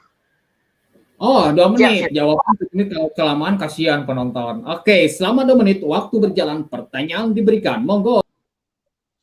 Iya. Tadi membahas tentang Bapak menyinggung bahwa Yesus adalah Allah yang menjelma jadi manusia ya. Sebenarnya kalau Bapak menyebutnya bahwa Yesus adalah Allah yang berdiam dalam Allah berdiam dalam diri Yesus, itu Alkitabiah, Pak. Tapi ketika Bapak bilang bahwa Yesus adalah Allah yang menjelma jadi manusia, ini tidak ada di Alkitab. Jadi kita harus sepakat, Pak, membahas Alkitab itu harus ada tertulis. Di 1 Korintus 4 ayat 6, Rasul Paulus mengatakan, jangan melampaui yang ada tertulis. Nah, ketika Bapak mengatakan bahwa Yesus adalah Allah yang menjelma jadi manusia, ini melampaui yang ada tertulis. Tapi ketika Bapak mengatakan bahwa di dalam Yesus ada Allah, itu ada tertulis. Dan bukan hanya Yesus ya. Di dalam Alkitab juga tertulis, di dalam diri murid-muridnya Yesus juga ada Allah. Allah di dalam para murid, dan para murid juga di dalam Allah. Jadi yang berada di dalam Allah itu bukan hanya Yesus atau Yesus di dalam Allah. Nah, pertanyaan saya adalah, bagaimana Bapak memahami ayat Yohanes 3 ayat 16-17, Pak? Bahwa karena begitu besar kasih Allah ini, maka ia mengaruniakan anaknya yang tunggal. Kemudian juga di ayat Yohanes 1 ayat 18 tadi Bapak kutip ya. Itu yang dikatakan bukan Allah menjelma, tapi anak yang ada di pangkuan Bapa. Jadi Yesus itu anaknya. Nah, bagaimana Bapak bisa bilang Yesus adalah Allah itu sendiri? Padahal Alkitab banyak sekali mengatakan bahwa yang jadi manusia itu adalah anaknya. Bukan Allah itu sendiri. Memang anaknya ketika menjadi manusia selalu disertai oleh Allah. Yesus berkata, Bapa menyertai aku tidak sendiri. Tapi bukan berarti Yesus adalah Allah itu sendiri. Yesus disertai Allah, iya. Nah, pertanyaan saya itu tadi, Pak. Bagaimana Bapak memahami anaknya itu? Terima kasih Bang Frans yang telah memberikan pertanyaan yang kedua untuk Pak Dance Eswat. Nah, sekarang nih gimana Pak Dance, Anda siap memberikan jawaban atas apa yang ditanyakan oleh Bang Frans? Bagaimana nih? Kelihatan udah nggak sabar nih megang-megang dagu. Bagaimana, siap? Siap, Pak, siap. Oke, selama 7 menit waktu berjalan, jawaban diberikan. Monggo, Pak Dance. Baik, Pak Donald Frans, ternyata ada kekeliruan di dalam memahami bahasa Yunani. Kata proskuneo dan letreia itu berbeda. Berbedanya di mana letreia itu menyembah dalam bentuk ritualistik. Sedangkan proskuneo itu menyembah dalam roh dan kebenaran. Kalau Pak Donald Frans mau lihat, coba kita buka Yohanes 4 ayat yang ke-23. Yohanes 4 ayat 23, di situ menggunakan kata proskuneo. Tetapi saatnya akan datang dan sudah tiba sekarang, penyembah-penyembah yang benar akan menyembah Bapa dalam roh dan kebenaran. Sebab Bapa menghendaki penyembah-penyembah yang demikian. Menyembah Bapa dalam roh dan kebenaran, itu kata menyembah di situ menggunakan kata proskuneo. Jadi menyembah di sini adalah menyembah, bukan hanya menghormati. Saya anjurkan Pak Donald Frans lihat video saya sudah bahas tentang itu mengenai letreia dan proskuneo. Di kitab Perjanjian Lama orang menyembah secara letreia. Letreia itu menyembah secara ritualistik dengan tata cara ibadah simbolik. Sedangkan kalau proskuneo itu menyembah di dalam roh dan kebenaran. Nah, jadi baik.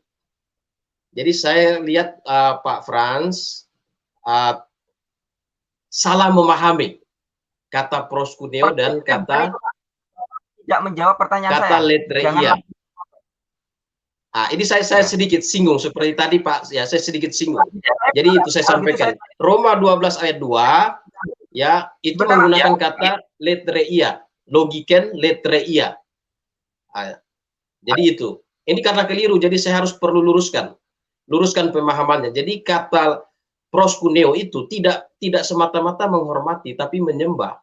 Jadi itu menjadi satu argumen bagi saya bahwa Yesus itu adalah Allah.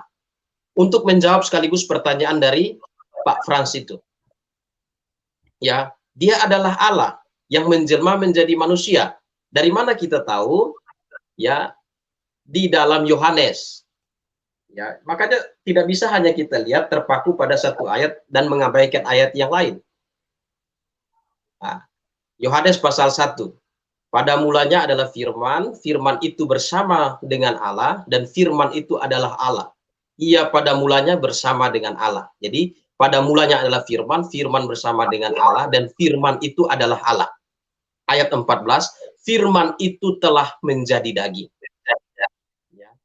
Firman itu telah menjadi daging dan diam di antara kita, dan kita telah melihat kemuliaannya, yaitu kemuliaan yang diberikan kepadanya sebagai anak tunggal Bapa, penuh kasih karunia kebenaran.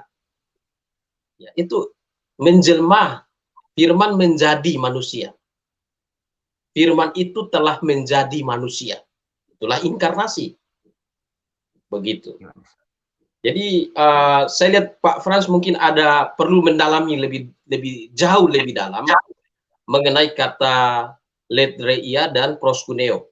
Karena Yohanes 4 ayat 23 itu ya saatnya akan tiba dan sudah tiba penyembah-penyembah yang benar akan menyembah Bapa dalam roh dan kebenaran. Kata menyembah dalam roh dan kebenaran di situ bahasa Yunaninya itu menggunakan kata proskuneo. Ya, kata proskuneo.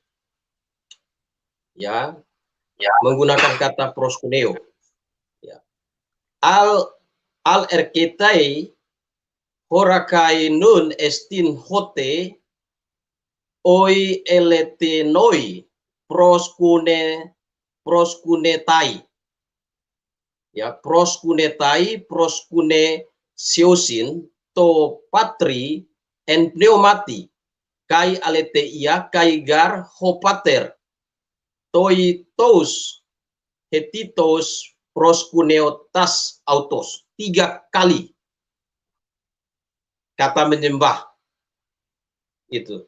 Jadi itu Ibrani 1 ayat 6 itu sudah membuktikan bahwa Yesus adalah Allah. Mengenai inkarnasi, Yohanes tadi sudah jawab. Firman telah menjadi daging. Ya, Yohanes pasal 1 ayat yang ke-14. Ya, Yohanes pasal 1 ayat yang ke-14 dikatakan, firman itu telah menjadi daging, itu Immanuel, dan diam di antara kita, Immanuel, dan kita telah melihat kemuliaannya, yaitu kemuliaan yang diberikan kepadanya sebagai anak tunggal Bapa, penuh kasih karunia dan kebenaran.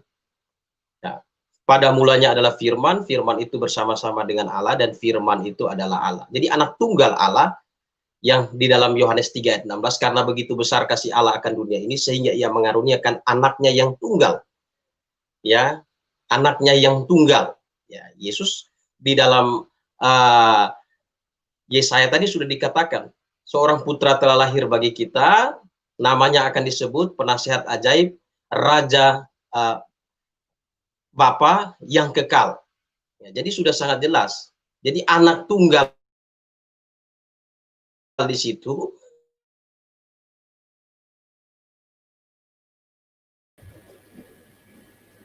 Oke, kita stop dulu. Waktunya di stop dulu.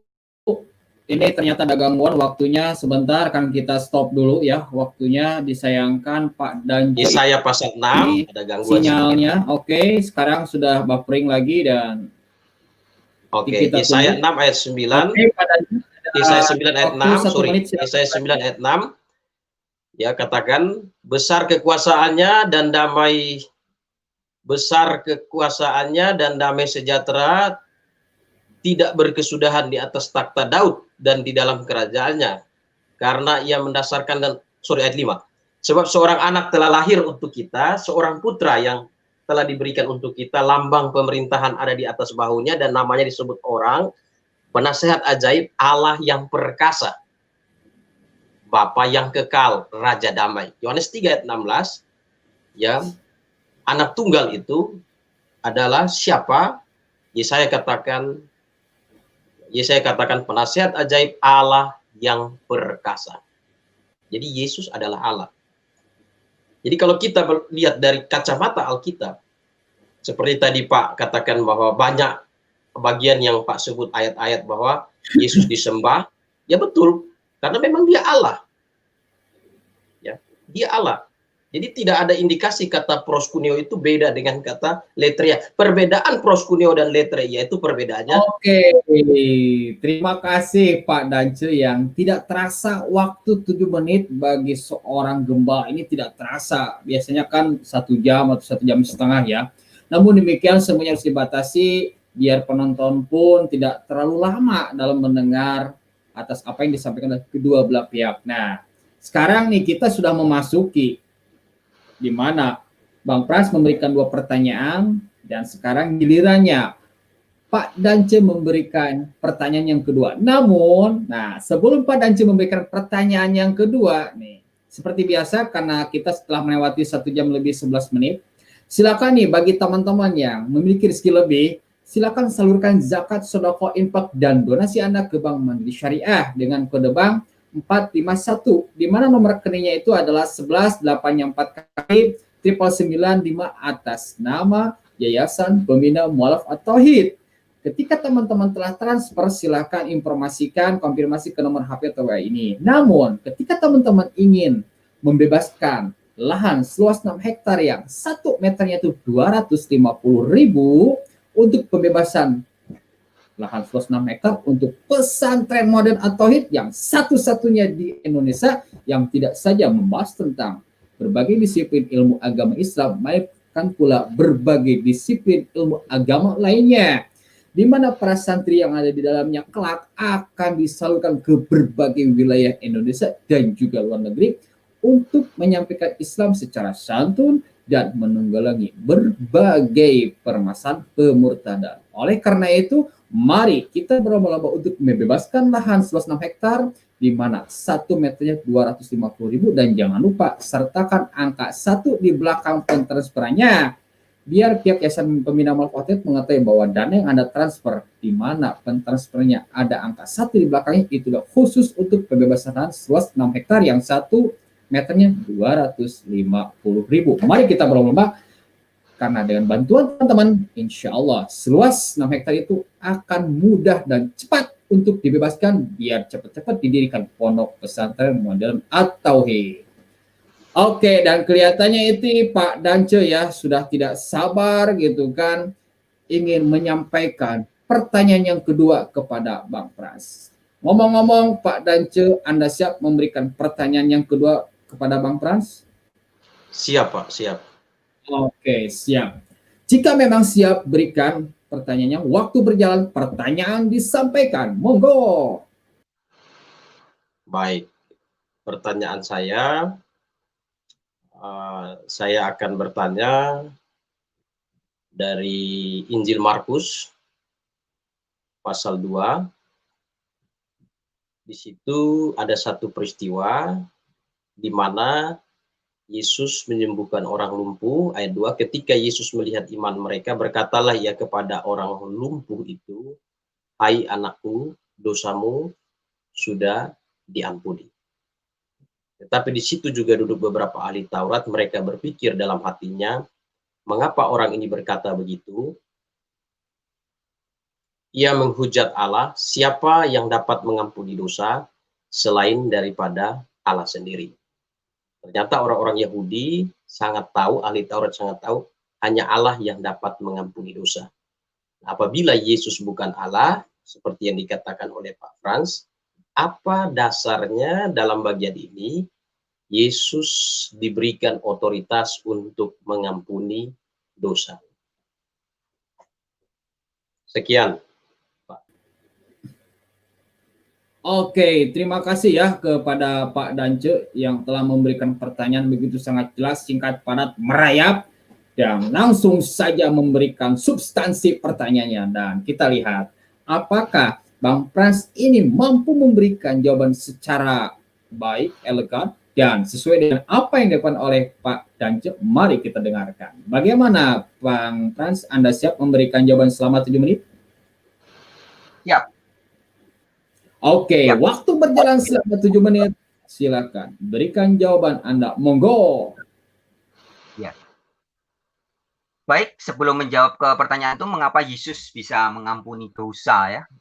Itu ya tadi pertanyaannya ya. Yesus bisa mengetahui pikiran orang juga. Yang pertama kita harus pahami, tadi saya sudah singgung tentang makna kata Allah atau Theos atau Elohim yang ada di Alkitab. Ya.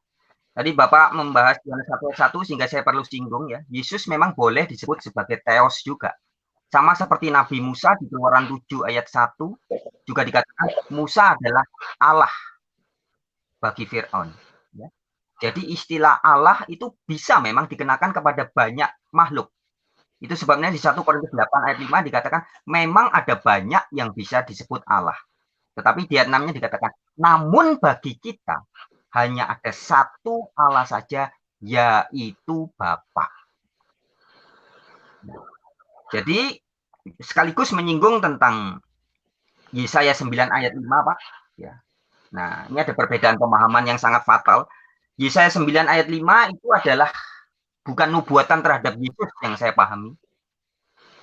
Tetapi itu adalah berbicara tentang seorang anak yang sudah lahir di zaman Yesaya itu, yaitu 700 tahun sebelum kelahiran Yesus.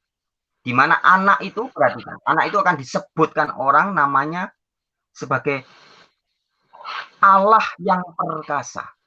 Yesus tidak pernah disebut sebagai Allah yang perkasa. Sedangkan anak itu adalah menunjuk kepada anaknya Raja Ahaz yang bernama Hizkiyah. Di mana arti dari kata Hizkiyah, Yah itu Yahweh, Hizki itu kuat atau perkasa. Yahweh yang perkasa. Maka anak itu adalah anaknya Raja Ahaz. Kata kuncinya adalah di Yesaya 9 ayat 5 itu, sebab seorang anak telah lahir untuk kita. Ya, jadi kata kuncinya di kata setelah, sudah lahir. Mak. Jadi anak yang digelari sebagai Allah yang perkasa itu sudah lahir di zaman Yesaya. Kalau teks Ibrani-nya kata sudah lahir itu yulat. Kalau lahir itu yalat. Kalau akan lahir itu yolet. Nah, jadi di Yesaya 9 ayat 5 anak itu sudah lahir. Itu bukan Yesus, itu gelar yang diberikan kepada anaknya Raja Ahaz, yaitu Hizkiyah atau Yahwa yang perkasa. Bukan Yesus, Yesus artinya adalah Yasua, Yahwa menyelamatkan, bukan Yahwa yang perkasa. Itu saya singgung sedikit. Kemudian juga tadi Bapak menyinggung Ibrani 1 ayat 6, saya tidak mengatakan bahwa kepada Allah tidak proskuneo, tidak. Proskuneo itu bisa diartikan bahasa Indonesia menyembah atau menghormati, menyembah. Itu bisa kepada siapa aja, kepada raja, kepada Yesus, kepada orang tua, juga kepada Allah. Jadi proskuneo yang seperti tadi Bapak tuduhkan kepada saya tidak tepat. Saya memahami proskuneo, ya, tapi tidak seperti pemahaman Bapak. Jadi Yesus dihormati, bukan disembah sebagai Allah, bukan. Nah, kemudian menjawab pertanyaannya yang tadi bahwa mengapa kok Yesus bisa mengampuni dosa, mengetahui pikiran orang dan sebagainya. Bapak bisa baca di Kisah 2 ayat 2, Pak. Jadi Yesus itu, kalau di Yohanes 5 juga ya, Yesus berkata, aku tidak bisa berbuat apa-apa dari diriku sendiri jika tidak melihat Bapa yang melakukannya. Dan anak itu tidak menghakimi, Yesus tidak menghakimi jika tidak diberi kuasa oleh Allah. Jadi Bapa memberi kuasa kepada Yesus sehingga Yesus bisa menghakimi. Yesus bisa mengampuni dosa, bisa membuat mujizat. Nah, kita baca di Kisah 2 ayat 22, Pak. Ini ayatnya bagus sekali. Saya bacakan ya. Hai orang-orang Israel, dengarlah perkataan ini. Yang aku maksudkan ialah Yesus dari Nazaret. Seorang yang telah ditentukan Allah dan yang dinyatakan kepadamu dengan kekuatan-kekuatan dan mujizat-mujizat dan tanda-tanda yang dilakukan oleh Allah dengan perantaraan Dia di tengah-tengah kamu. Jadi Yesus itu perantara, Pak. Hakim yang sebenarnya itu Allah Bapa. Yang buat mujizat sebenarnya itu Allah Bapa, tapi melalui Yesus. Yang menghidupkan orang mati itu Allah Bapa, kuasa dari Bapa. Nah, Kisah 2 ayat 22 ini sama dengan Lukas 5 ayat 17, Kisah 10 ayat 38 juga. Mengatakan bahwa Yesus diberi kuasa Roh Kudus. Sehingga kalau Bapak tanya, Yesus kalau bukan Allah kok bisa berkuasa begini, bisa berkuasa begitu, bisa menghidupkan orang mati, bisa menghakimi. Selain kisah 2 ayat 22 tadi, kita juga bisa baca di pengakuan Yesus sendiri di Matius 28 ayat 18. Kepadaku telah diberi segala kuasa di langit dan di bumi. Jadi jangan tanya lagi kok Yesus hebat banget. Karena sudah diberi kuasa, Pak. Yesus bisa luar biasa karena diberi kuasa. Nah, justru karena dia diberi kuasa, harusnya kita sadar bahwa dia pasti bukan Allah, sehingga harus diberi kuasa. Dia tidak maha kuasa, sehingga harus dikasih kuasa dulu, baru bisa berkuasa. Jadi anak Allah, ya anaknya Allah, Pak. Bukan Allah itu sendiri, ya. Itu jawaban saya. Menyinggung lagi Ibrani 1 ayat 6 tadi. Anaknya itu, Pak. Yang harus dihormati itu anaknya. Yang malaikat-malaikat harus hormat, harus proskuno itu anaknya. Bukan Allah itu sendiri. Nah, jadi saya pikir Bapak tidak bisa membedakan antara arti dari anaknya Allah dengan Allah itu sendiri. Sedangkan tentang istilah Allah, memang ada banyak Pak yang bisa disebut Allah. Tapi kalau kita bicara satu-satunya Allah yang benar, itu bukan Yesus, bukan Roh Kudus, bukan Musa, bukan malaikat, bukan para Allah yang lainnya, bukan. Tetapi seperti katanya Yesus di Yohanes 17 ayat 1-3 tadi, Bapa adalah satu-satunya Allah yang benar. Nah, namanya satu-satunya, yaitu ya ada yang lainnya lagi. Dan di 1 Korintus 8 ayat 6 dikatakan, namun bagi kita hanya ada satu Allah saja, yaitu Bapa, yang daripadanya bersumber segala sesuatu. Nah, jadi sumbernya kuasanya Yesus, Yesus bisa berkuasa macam-macam, itu ya dari Allahnya Yesus. Siapa Allahnya Yesus? Bapa atau Yahwa.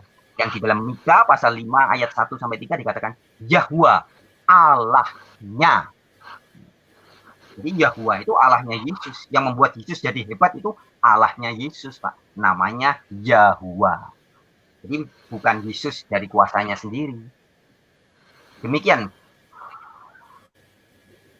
Oke, terima kasih kepada Frans yang telah memberikan jawaban selama 7 menit dan kita melewati saat ini putaran terakhir. Namun sebelumnya tolong untuk Bang Frans biar lihat gantengnya seperti Pak Dance itu kameranya agak kesan sedikit Bang Frans biar kelihatan seluruh wajah gantengnya itu kayak Pak Dance nah. Itu. Oke. Nah, sekarang kita masuk kepada putaran terakhir yang tentu saja setiap penanya itu diberikan kesempatan bertanya terakhir dan nanti lawannya memberikan jawaban yang terakhir. Nah, sekarang giliran Bang Frans memberikan pertanyaan terakhir yang tidak bisa diulang kecuali ketika acara ini setelah beres, teman-teman maupun kedua pembicara bisa diulang videonya itu ribuan kali namanya. Oke. Bagaimana Bang Frans? Anda siap memberikan pertanyaan terakhir kepada Pak Dance? Siap. Oke, selama 2 menit waktu berjalan, pertanyaan diberikan. Monggo. Ya, Pak Dance, jika Bapak berkata bahwa Yesus, saya tidak menolak ya, bahwa Yesus boleh disebut sebagai Theos, sebagaimana halnya juga dengan Musa, dengan hakim-hakim di Perjanjian Lama, para malaikat juga boleh disebut sebagai Theos atau Allah atau Elohim. Tetapi saya percaya Yesus bahwa satu-satunya Allah yang benar adalah Bapa, bukan yang lainnya. Nah, saya mau tanya sama Bapak, sama Pak Dance ya. Di kitab Wahyu, pasal 1 ayat 1, kan, inilah wahyu Yesus Kristus yang dikaruniakan Allah kepadanya. Kita tahu, kitab Wahyu diberikan pada saat Yesus sudah di sorga. Yesus sudah bukan manusia lagi. Nah, Wahyu 1 ayat 1 mengatakan bahwa inilah wahyu Yesus yang dikaruniakan Allah. Nah, pertanyaan saya, siapa Allah yang memberi wahyu kepada Yesus itu? Ayat yang sama ada di Wahyu 3 ayat 12. Harap dibuka ya Pak Dance. Di situ Yesus berkata, barang siapa menang, ia akan kujadikan soko guru di dalam bait suci Allahku. Dan ia tidak akan keluar lagi dari situ dan akan kutuliskan nama Allahku. Nama kota Allahku, Yerusalem yang baru dari surga dari Allahku. Dan namaku yang baru. Yesus punya nama baru di surga. Nah di Wahyu 3 ayat 12 ini, dan di Wahyu 1 ayat 1 tadi, ada Allahnya Yesus. Siapa Allahnya Yesus ini? Ini Yesus sudah di sorga, Pak. Di dalam 15 ayat dalam perjanjian baru dikatakan Yesus di sorga ada di sebelahnya Allah. Ketika Stefanus dilempari batu melihat Yesus di sebelahnya Allah. Ibrani juga, Markus, Matius bersaksi sama. Yesus di sorga ada di sebelahnya Allah. Siapa ini Allahnya Yesus yang ada di sebelahnya Yesus ini? Yang menurut Wahyu 3 ayat 12 dikatakan, oleh Yesus disapa sebagai Allahku. Allahku.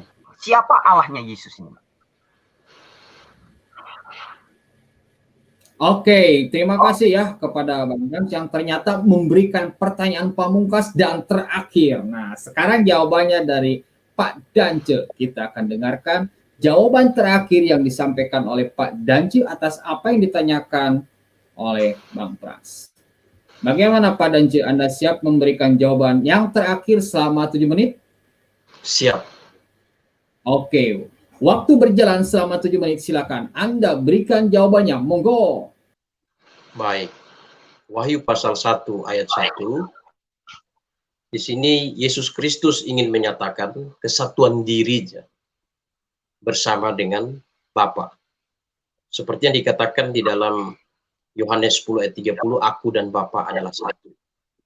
Jadi penyingkapan wahyu yang diberikan Yesus Kristus dan yang kemudian ditulis oleh Rasul Yohanes adalah kesatuan. Inilah wahyu Yesus Kristus, wahyu Yesus Kristus yang dikaruniakan Allah kepadanya. Jadi wahyu penyingkapan Yesus Kristus yang dikaruniakan Allah kepadanya. Ini menyatakan kesatuan. Mengapa? Ya, karena sebelumnya Tuhan sudah katakan bahwa ketika murid-murid bertanya kapan waktunya, tidak ada seorang pun yang tahu. Waktu itu dia berkata begitu di Kisah Para Rasul. Nah, untuk memperteguh pernyataannya bahwa dia dan Bapa adalah satu, maka Wahyu pasal 1 dia bicara seperti itu. Kemudian Wahyu pasal 3 ayat 12 tadi tidak ada persoalan sebenarnya situ. Ya, tidak ada persoalan karena Yesus Allah dan Bapa adalah Allah. Yesus Allah dan Bapa adalah Allah. Mereka adalah ya pribadi Allah dalam keesaan. Jadi bait Allahku ya juga termasuk milik Yesus Kristus. Termasuk milik Yesus Kristus. Yesus Kristus memang anak Allah dan dia juga Allah.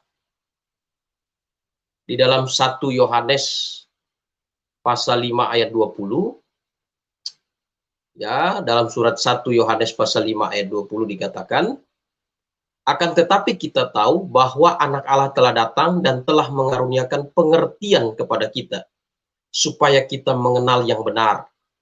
Dan kita ada di dalam yang benar, dan di dalam anaknya, Yesus Kristus. Dia adalah Allah yang benar dan hidup yang kekal. Jadi sangat jelas ayat ini. Dia adalah Allah yang benar dan hidup yang kekal. Nah, Yohanes 17 yang menjadi dasar argumen Pak Frans tadi, Pak Donald, harus dilihat dari keseluruhan teks, konteks. Baik konteks dekat maupun konteks jauh. Jadi konteksnya di situ kita lihat itu doa Tuhan Yesus. Doa, menaikkan permohonan. Tapi bukan semata-mata kita bagian itu lalu kita harus melihat keseluruhan kitab. Baca seluruh teks. Ya, karena tidak ada waktu kita terbatas. Sehingga kalau kita mau urut teks semuanya, kita perlu waktu yang banyak.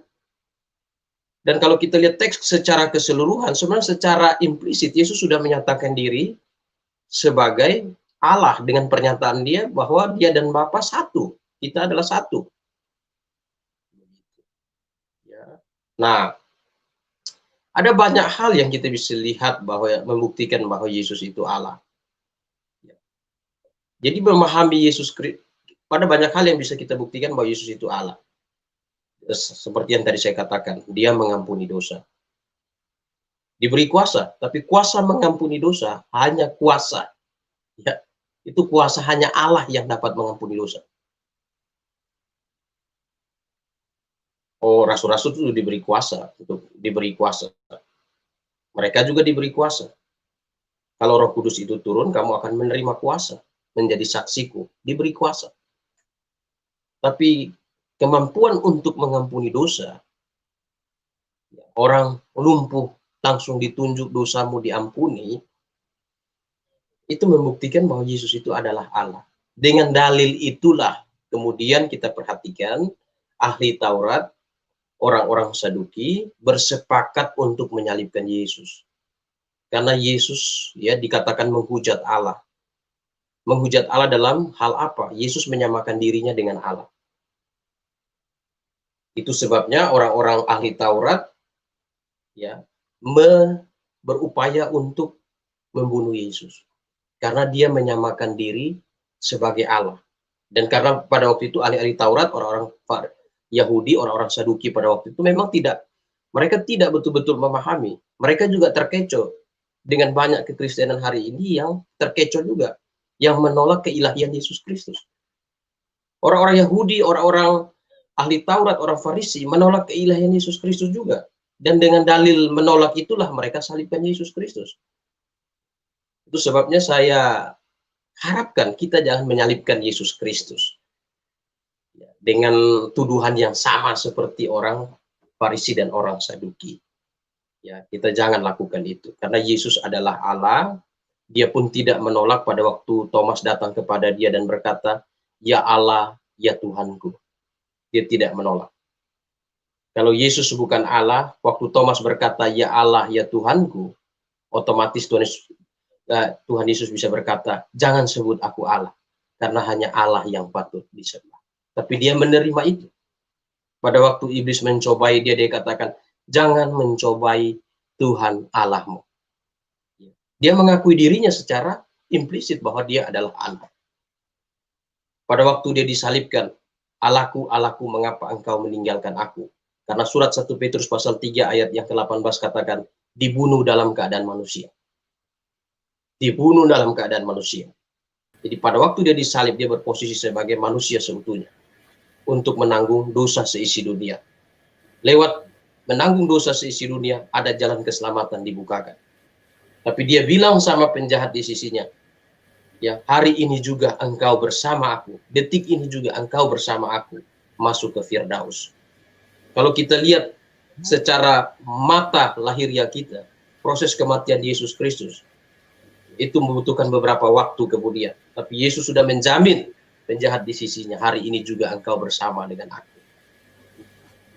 Nah, jadi banyak bagian yang bisa terbukti, membuktikan di dalam Alkitab bahwa Yesus adalah Allah. Oke, terima kasih Baik, terima Pak kasih. Dance yang telah memberikan jawaban terakhir atas pertanyaan terakhir yang ditanyakan oleh Frans. Dan sekarang nih Pak Dance giliran memberikan pertanyaan terakhir, pertanyaan pamungkas yang tidak bisa diulang, yang bisa diberikan terakhir kepada wartawan Injil, yang tentu saja wartawan Injil itu memberikan jawaban terakhir. Bagaimana Pak Dance, Anda siap? Siap. Oke, selama 2 menit silakan Anda berikan pertanyaan, waktu berjalan, pertanyaan diberikan. Monggo. Baik. Pertanyaan ini berhubung dengan pernyataan awal dari Pak Donald Franz. Pak Donald Franz mengatakan tadi Theos itu merujuk ya, kepada bukan hanya satu yang disebut Allah, tapi banyak. Nah, saya mau bertanya kepada Pak Franz, bagaimana mengidentifikasi perbedaan antara Allah yang benar-benar Allah dengan kata Theos dan Allah yang hanya menunjukkan karakteristik dan dengan menggunakan kata Theos.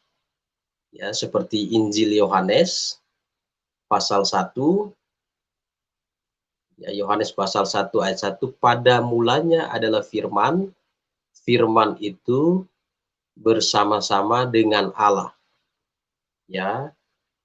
Nah, firman itu bersama-sama dengan Allah, dan firman itu adalah Allah. Jadi ayat itu berkata, firman itu adalah Allah. Ayat 14, firman sudah menjadi daging, dan firman yang sudah menjadi daging itu Yesus Kristus. Berarti, Yohanes pasal 1 ayat 1 memberi identifikasi bahwa Yesus adalah Allah. Nah, pertanyaan saya, bagaimana Pak Frans membedakan theos yang betul-betul theos dan theos yang bukan betul-betul theos? Terima kasih. Itu saja pertanyaan saya. Oke. Terima kasih kepada Pak Dance ya yang telah memberikan pertanyaan pamungkas. Dan sekarang kita lihat apakah wartawan Injil mampu memberikan jawaban yang baik dan terakhir, dan kelihatan sudah tidak sabar nih. Oke, silakan Bang Frans, waktu berjalan selama 7 menit. Jawaban diberikan. Monggo. Ya, baik. Pertanyaan yang sangat bagus, Pak Dance. Terima kasih ya atas pertanyaannya. Ini pertanyaan yang sangat bagus. Bagaimana cara kita mengetahui Allah yang sejati atau true God, yang true, yang benar-benar Allah sejati atau yang bukan Allah sejati? Karena di 1 Korintus 8 ayat 5, Paulus mengatakan memang ada banyak yang bisa disebut Allah. Jadi bukan 2, bukan 5, bukan 10, tapi banyak katanya Paulus. Maka pertanyaannya bagus tadi. Bagaimana terus cara kita mengetahui mana Allah yang sejati, mana Allah yang bukan, atau mana yang Allah yang benar-beneran, atau yang bukan Allah yang sejati. Nah, di dalam Roma 10 ayat 17 kita diberitahu bahwa imannya seorang Kristen itu iman yang timbul dari pendengaran akan firman Kristus, Pak. Jadi bukan dari katanya Frans Donald, bukan dari katanya seorang Dance, bukan dari katanya seorang teolog, tapi harus iman yang timbul dari firman Kristus. Jadi jawabannya gampang, Pak. Bagaimana cara mengetahui Allah yang benar? Percayalah kepada kata-katanya Kristus. Itu jawaban saya. Singkatnya begitu. Yesus sudah begitu terang benderang memberitahu kita semua, Pak, bahwa ton monon aletinon theon, atau the only true God, atau satu-satunya theos yang benar adalah Bapa. Itu tertulis di Yohanes 17 ayat 1 sampai 3. Nah, karena satu-satunya Allah yang benar adalah Bapa, berarti yang lainnya ya bukan Allah yang sejati, bukan Allah yang benar. Musa disebut Allah dalam Keluaran 7 ayat 1. Apakah Musa Allah yang sejati? Kita jadi tahu. Yesus sudah terang benderang, Pak. Kalau Pak Dance pengikut Yesus, harusnya Pak Dance percaya kata-katanya Yesus. Yesus bilang satu-satunya Allah yang benar adalah Bapa, bukan yang lainnya. Nah, tadi membahas 1 Yohanes 5 ayat 20, itu yang disebut Allah yang benar itu menunjuk pada Bapa, Pak, bukan Yesus. Yesus disebut sebagai anaknya di ayat itu ya. 1 Yohanes 5 ayat 20 itu Yesus itu anaknya yang benar itu. Yesus bukan yang benar, tapi Yesus anaknya. Ya, hati-hati. Nah, sekarang menambahi lagi jawaban pertanyaan Bapak adalah, kalau Bapak percaya Alkitab, ini gampang, Pak. Jadi terang benderang, Pak. Di dalam kitab Yosua 2 ayat 22, atau ayatnya bunyinya sama, Pak. Dicatat baik-baik, Pak. Ulangan 10 ayat 17. Itu dikatakan, Yahwa adalah Allah dari segala Allah. Jadi Allah ada berapa di surga dan di bumi? Banyak. Ya. Malaikat-malaikat surga disebut Allah. Mazmur 82 ayat 1. Para Allah. Ayat 6 dikatakan, kamu semua adalah anak-anak yang maha tinggi. Disebut juga kamu semua adalah Allah dan anak-anak yang maha tinggi. Kemudian arwahnya Samuel di 1 Samuel 28 ayat 13 juga disebut sebagai Elohim. Ilah atau Elohim, Allah. Iblis bahkan, Pak, di 2 Korintus 4 ayat 4. Iblis juga disebut sebagai Allahnya atau ilahnya zaman ini. Iblis itu ilahnya zaman ini. Iblis ilah, Yesus ilah, Musa ilah, para malaikat ilah, pembawa firman. Di Yohanes 10 ayat 34 sampai 35 dikatakan, pembawa firman boleh disebut theos. Makanya di Yohanes 1 ayat 1, Yesus sebagai pembawa firman juga boleh disebut sebagai theos. An arche an holfos, pada mulanya adalah sang firman. Sang firman itu bersama-sama dengan ton theon, Sang Allah. Dan Sang Firman adalah Theos. Ada Sang Allah, ada Allah. Nah, Yesus itu bukan tonteon dalam konteks Yohanes 1 ayat 1. Nah, Allah yang benar, Allah yang sejati, sangat jelas, Pak. Kembali menjawab pertanyaan Bapak tadi. Kalau kita percaya Yesus itu gampang banget jadinya. Ayat Alkitab itu jadi terang-terang. Sudah jelas bilang, Bapa adalah satu-satunya Allah yang benar. Jadi bagaimana cara kita mengetahui mana Allah yang benar, Allah yang enggak? Ya percaya aja dengan kata-kata Yesus. Bapa adalah satu-satunya Allah yang benar. Kata siapa? Yesus, Pak. Bukan kata Franz Donald. Ingat ya. Yang bilang Bapa adalah satu-satunya yang benar adalah Yesus. Nah, di Yesaya 63 ayat 16, Yesaya 64 ayat 8, dan Ulangan 32 ayat 6 dikatakan bahwa Yahweh adalah Bapa. Nah, tadi kita ingat, oleh Yesus Bapa disebut sebagai satu-satunya Allah yang benar. Oleh Yesaya dan oleh kitab Ulangan dikatakan Yahweh adalah Bapa. Nah, Yahweh yang juga disebut sebagai Bapa ini, oleh Yeremia 10 ayat 10 dikatakan tegas, Yahweh adalah Allah yang benar. Sekali lagi, Yeremia 10 ayat 10, Yahweh adalah Allah yang benar. Saya ulangi lagi ayat yang tadi, Ulangan 10 ayat 17, yang sama juga dengan Yosua 2 ayat 22, Yahweh adalah Allah dari segala Allah. Nah, jadi saya tidak keberatan Bapak menyebut Yesus sebagai Theos. Sama halnya juga kita tidak keberatan Musa disebut sebagai Elohim. Para malaikat juga disebut sebagai Elohim. Pembawa penyampai firman boleh disebut sebagai Theos, sebagai Elohim. Tetapi ketika kita bicara tentang satu-satunya Theos yang sejati, atau bahasa Yunaninya ton monon aletinon theon, hanya Bapa, hanya Yahwa, tidak ada yang lain. Nah, Yahwa itulah yang di dalam kitab Mika pasal 5 ayat 1 sampai 3 dikatakan Yahwa adalah Allahnya anak yang lahir di Bethlehem Efrata itu. Dan kita tahu anak yang lahir di Bethlehem Efrata adalah Yesus. Jadi Yahwa adalah Allahnya Yesus Kristus. Nah, soal tadi Bapak menyinggung Yohanes 10 ayat 30, aku dan Bapak adalah satu. Ingat Pak, bukan hanya Yesus dan Bapak yang satu. Di Yohanes 17 ayat 21 sampai 23. Yang satu dengan Yesus dan Bapak juga para murid. Para murid itu juga satu dengan Bapak dan satu dengan Yesus. Bahkan di 1 Yohanes 4 dalam banyak ayat itu ayat 15, ayat 13, ayat 12 dikatakan murid-murid juga berada di dalam Allah dan Allah di dalam mereka. Jadi jika Yesus disebut satu dengan Bapa, bukan berarti Yesus adalah Allah. Sama halnya dengan para murid. Para murid juga satu dengan Allah. Bukan berarti para murid adalah setara dengan Allah Bapa. Demikian. Oke, terima kasih kepada Mas Frans yang telah memberikan jawaban terakhir atas pertanyaan pamungkasnya dari Pak Danjes Suat.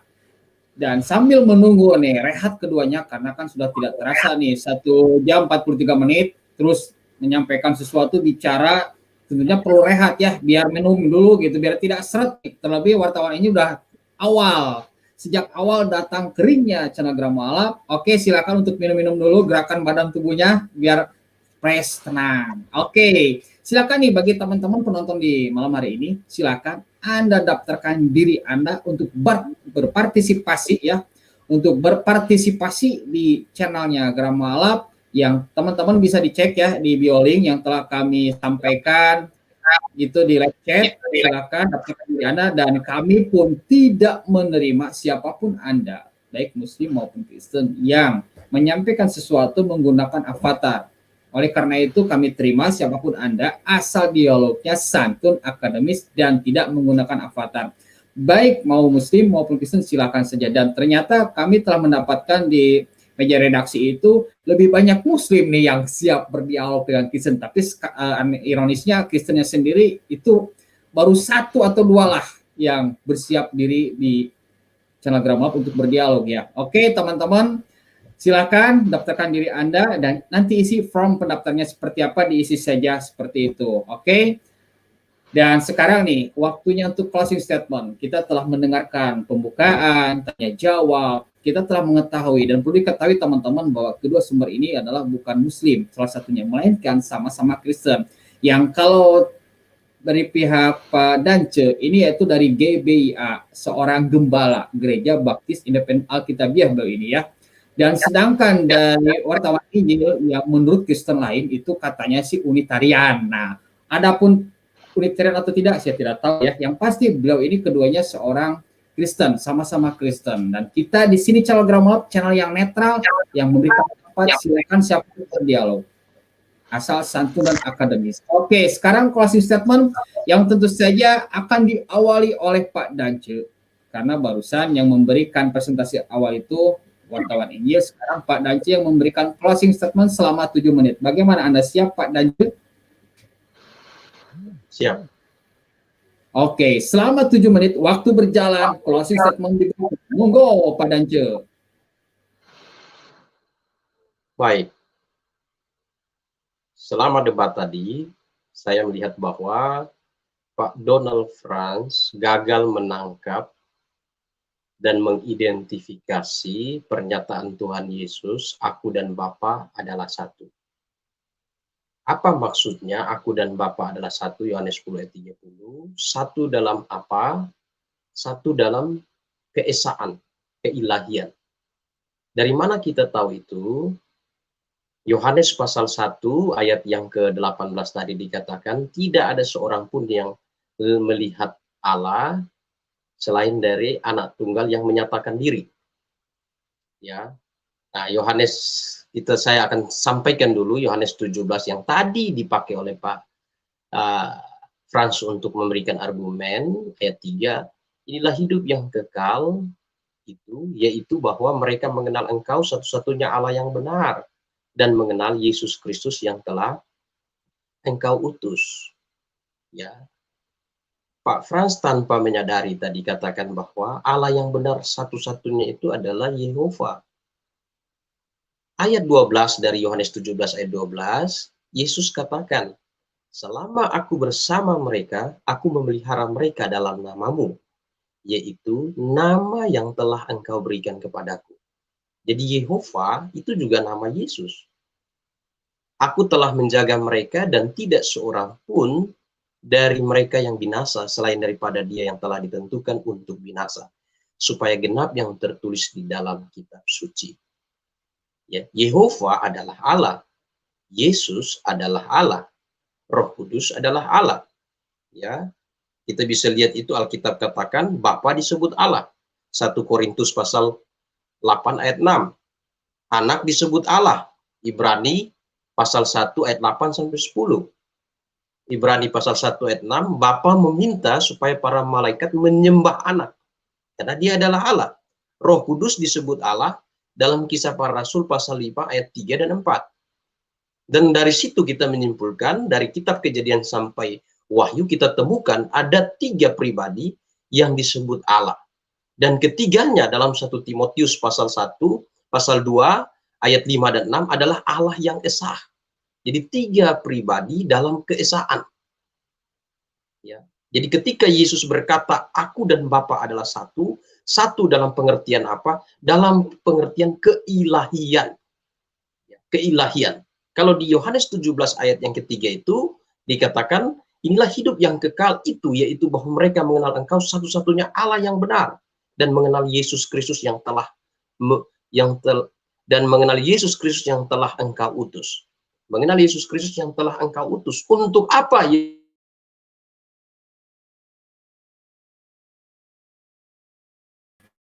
Kristus diutus Allah? Untuk disembah.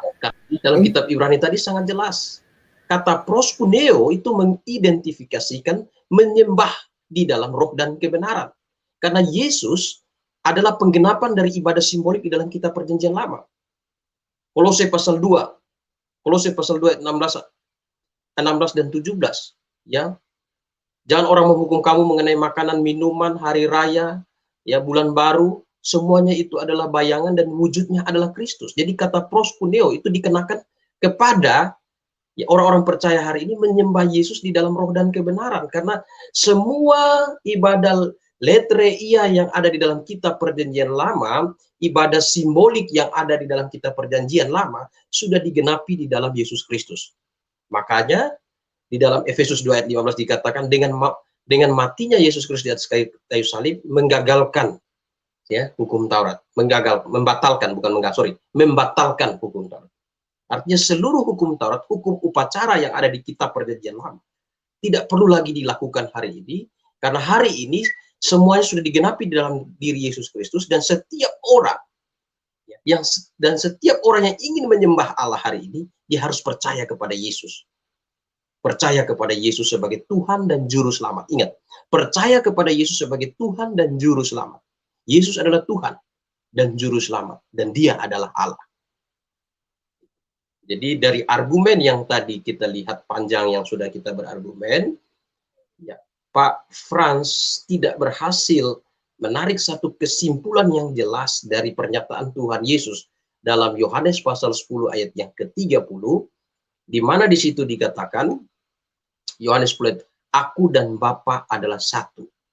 Tidak berhasil mengidentifikasi kata kesatuan yang dimaksud oleh Yesus Kristus di situ merujuk kepada apa. Dan kita lihat ternyata merujuk kepada apa? Merujuk kepada kesatuan di dalam keilahian. Hal itu dinyatakan di dalam ya Yohanes pasal 1 ayat 18. Yohanes pasal 1 ayat 18, inilah kesatuan yang dikatakan, ya, tidak seorang pun yang pernah melihat Allah, tetapi anak tunggal Allah yang ada di pangkuan Bapa, dialah yang menyatakan kesatuan secara ilahi. Kemudian Yohanes 17 ayat yang ke-12 tadi dikatakan, selama aku bersama mereka, aku memelihara mereka dalam namamu, nama Bapa, yaitu namamu yang telah engkau berikan kepadaku. Aku telah menjaga mereka, dan tidak seorang pun dari mereka yang binasa, selain daripada dia yang telah ditentukan untuk binasa, supaya genap yang tertulis dalam kitab suci. Jadi ketika ayat selanjutnya Tuhan Yesus bilang, aku dan Bapa, kita adalah satu. Satu dalam pengertian apa? Pengertian kata dalam pengertian satu sini terikat dalam satu keesaan, ya, satu dalam keilahian. Itu yang gagal ditangkap oleh Pak Frans, sehingga membantah semua bagian ayat Alkitab yang merujuk pada Yesus Kristus adalah Allah. Seperti tadi Yesaya pasal 9 ayat yang ke-5. Di situ tafsir di depan tapi lupa bahwa ada bagian di putra di situ dikatakan seorang putra telah lahir. Namanya Bapa yang kekal, Raja Damai, Bapa yang kekal. Bapa yang kekal. Ya. Siapa yang kekal kalau bukan Yesus Kristus? Oke, terima kasih kepada Pak Dance yang telah memberikan closing statement selama 7 menit, dan ini giliran dari Bang Frans, wartawan Injil, untuk memberikan closing statementnya. Namun kami membaca komentar untuk Bang Frans nih. Untuk Bang Frans bisa dicek di layar. Pak Frans Donald, maukah Anda debat dengan Verbum Veritatis? Sepertinya Anda pengikut unit untuk Arianisme ya. Sangat tepat berhadapan dengan Verbum Veritatis. Saya tekankan sekali lagi bahwa Bang Frans Donald ini sudah 2 kali ngajak dialog dengan Verbum Veritatis atau Deki yang Agadas. Tapi hasilnya hingga detik ini Deki yang Agadas tidak mau naik ke atas ringnya channel Gramu Alaf. Silakan sampaikan, Saudara Gaskia, sampaikan ke Frans, kepada Pak Deki yang Agadas dari Verbum Veritatis, sampaikan bahwa sudah sejak lama ini Bang Frans mengajak dialog di channelnya Gramu Alaf, tapi Saudara Deki tidak mau hadir ke ringnya channel Gramu Alaf. Oke, sekarang giliran Saudara wartawan Injil untuk memberikan closing statement selama 7 menit. Bagaimana, Anda siap? Siap. Oke, selama 7 menit silakan Anda berikan closing statement. Waktu berjalan, closing diberikan. Go! Ya, baik, terima kasih ya. Tadi berulang kali Pak Dance mengatakan saya gagal menangkap pesan Yohanes 10 ayat 30. Tidak, Pak. Bapak hanya berprasangka saja. Perlu teman-teman semua ketahui, saya dulu adalah pengajar Trinitas. Tahun 98 sampai tahun 2002. Saya itu pengajar Trinitas, Pak. Ya, jadi saya sangat paham. Saya pernah menjadi orang yang berpikiran seperti Bapak, seperti Anda. Ya. Jadi saya sangat memahami Yohanes 10 ayat 30 bukan bicara satu dalam hal keilahian. Itu dusta, Pak. Itu pembohongan publik, itu penipuan publik. Sebab Yohanes 10 ayat 30 bukan bicara kesatuan Yesus dengan Bapa dalam hal keilahian, tapi berbicara tentang kesatuan dalam hal karya atau pekerjaan. Kita semua yang waras, kita bisa membaca mulai dari ayat 25 ya, sampai ayat 30, 31 dan seterusnya.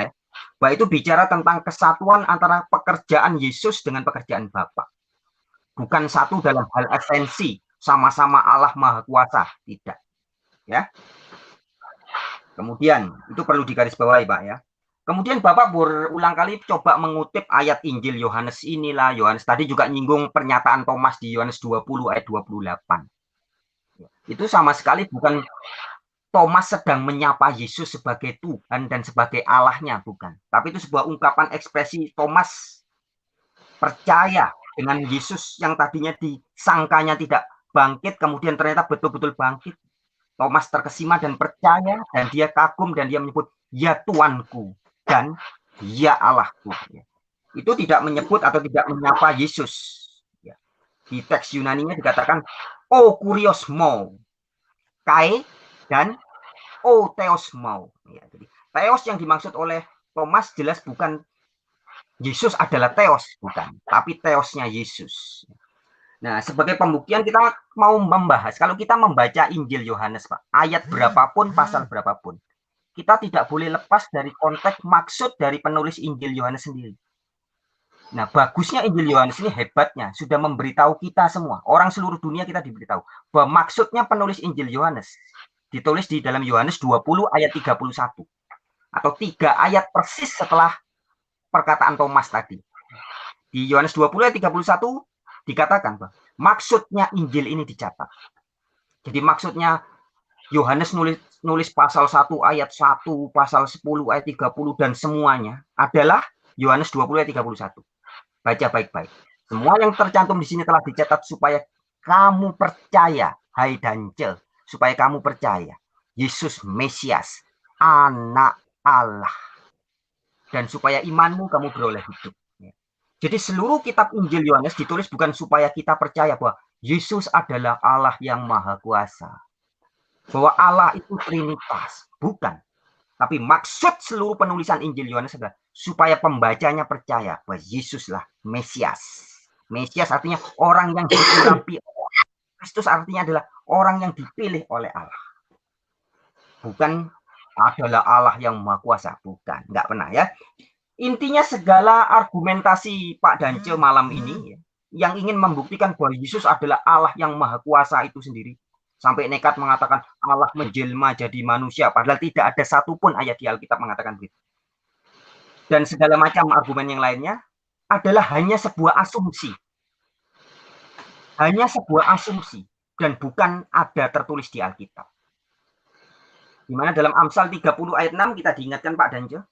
Jangan menambahi firman, supaya kamu Dancel, ya saya tambahi kata Dancel, supaya kamu tidak ditegurnya dan dianggap penipu. Jadi ketika Alkitab berkata Yesus adalah anaknya Allah, ya itu benar. Yesus adalah anak tunggal yang ada di pangkuan Bapa, ya itu benar.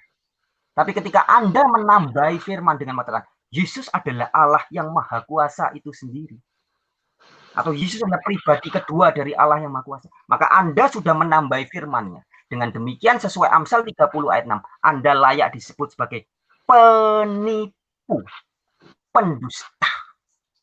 1 Korintus 4 ayat 6, jangan melampaui yang ada tertulis. Dari segala asumsi-asumsi Pak Dance malam ini, Bapak sudah melampaui yang ada tertulis. Aku dan Bapak adalah satu. Tidak berkata, aku adalah Allah itu sendiri. Tidak. Yohanes mengatakan, begitu besar kasih Allah akan dunia ini, maka ia mengaruniakan anaknya. Tidak dikatakan, karena begitu besar kasih Allah akan dunia ini, maka ia menjelma jadi manusia. Tidak.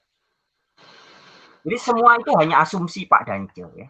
Dan sama sekali bukan kebenaran Alkitab. Kemudian tentang nama Yesus.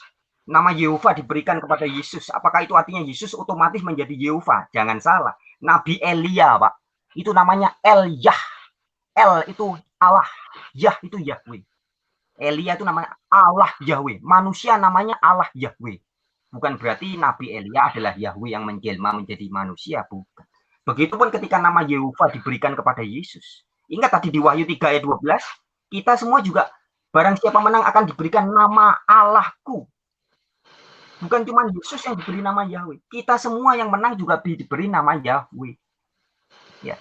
Jadi Anda sudah sangat gagal paham, salah paham. Tapi sayangnya Anda justru menuduh saya yang salah paham dan gagal paham. Jadi jelas sesuai tema. Temanya apa tadi? Yahweh, ilahnya Yesus, atau setara dengan Yesus? Jawabannya jelas. Yahweh adalah ilahnya Yesus. Yesus boleh disebut sebagai ilah, sama seperti Musa, seperti para malaikat. Tapi satu-satunya ilah yang benar. The only true God, hanya Bapa. Nah, jadi kalau Anda seorang pengikut Kristus, pasti Anda percaya kata-kata Yesus, bahwa satu-satunya Allah yang benar hanya Bapa, tidak ada yang lain. Nah, kalau Anda menambahi firman-Nya, sesuai Amsal 36, Anda adalah penipu. Anda adalah pendusta. Anda bukan Kristen sejati. Anda adalah Kristen palsu, Pak. Kristen sejati pasti Allahnya sama dengan Allahnya Yesus. Yaitu hanya satu. Satu-satunya, Pak. Nama arti satu-satunya ya cuma satu saja, tidak lebih, yaitu Bapa atau Yehova, Yahweh. Oke, terima kasih kepada saudara wartawan Injil yang begitu menggebu-gebu dalam menyampaikannya, tetapi dengan adanya Pak Dance begitu santai layaknya air panas, air dingin disatukan jadi hangat-hangat kukunya kalau bahasa Sundanya mah. Oke, dan ini telah masuk ya ke meja tim redaksi untuk Bang Frans atau wartawan Injil. Telah ada tantangan bagi Anda, yaitu dari dua orang Kristen. Pertama dari Sang Debater dan juga dari Luga Tambunan. Nanti kita bicara di belakang. Dan teman-teman nih silakan, dikarenakan di kami ternyata di tim redaksi sudah mendapatkan banyak muslim yang daftar di channel Gramaf untuk berdialog, tapi ternyata hanya 2 orang saja yang berani berdialog seperti itu. Jadi perbandingan 11 orang muslim melawan untuk pihak Kristen itu sangat sedikit sekali ya dari pihak Kristen yang berani dan mau dialog di channel Gramaf. Dan perlu diketahui ada juga nih dari pihak muslim luar negeri yang siap berdialog dengan Kristennya dari pihak Indonesia. Kalau bisa bahasa Melayu silakan Kristen Indonesia. Kalau bisa bahasa Inggris silakan. Jadi ada 2 bahasa yang digunakan oleh muslim dari luar negeri untuk berdialog dengan pihak Kristen di Indonesia. Oke, terima kasih kepada kedua pembicara yang telah memberikan ilmunya, pengetahuan kepada para penonton. Mungkin para penonton ingin subscribe, like, dan share channel-channel dari Wartawan Injil, dari Pak Dance. Silakan disampaikan channelnya apa, Wartawan Injil maupun Pak Dance, biar nanti di subscribe, like sama para penonton nih. Ya, channel saya Wartawan Injil. Gitu. Oke, silakan subscribe, like Wartawan Injil. Kalau Pak Dance, apa channelnya Pak Dance? Dance Eswat. Channel saya Dance Eswat. Silakan di subscribe, like ya channelnya Wartawan Injil dan Dance Eswat. Oke, terima kasih kepada kedua pembicara. Maaf jika ada salah-salah kata maupun sikap dari channel Gramaf, dan atas adanya channel ini yang dimana kedua pembicara sama-sama Kristen, dan itu membuktikan bahwa channel Gramaf merupakan channel yang netral. Siapapun Anda dipersilakan berdialog. Bila taufiq wal hidayah, assalamualaikum warahmatullahi wabarakatuh.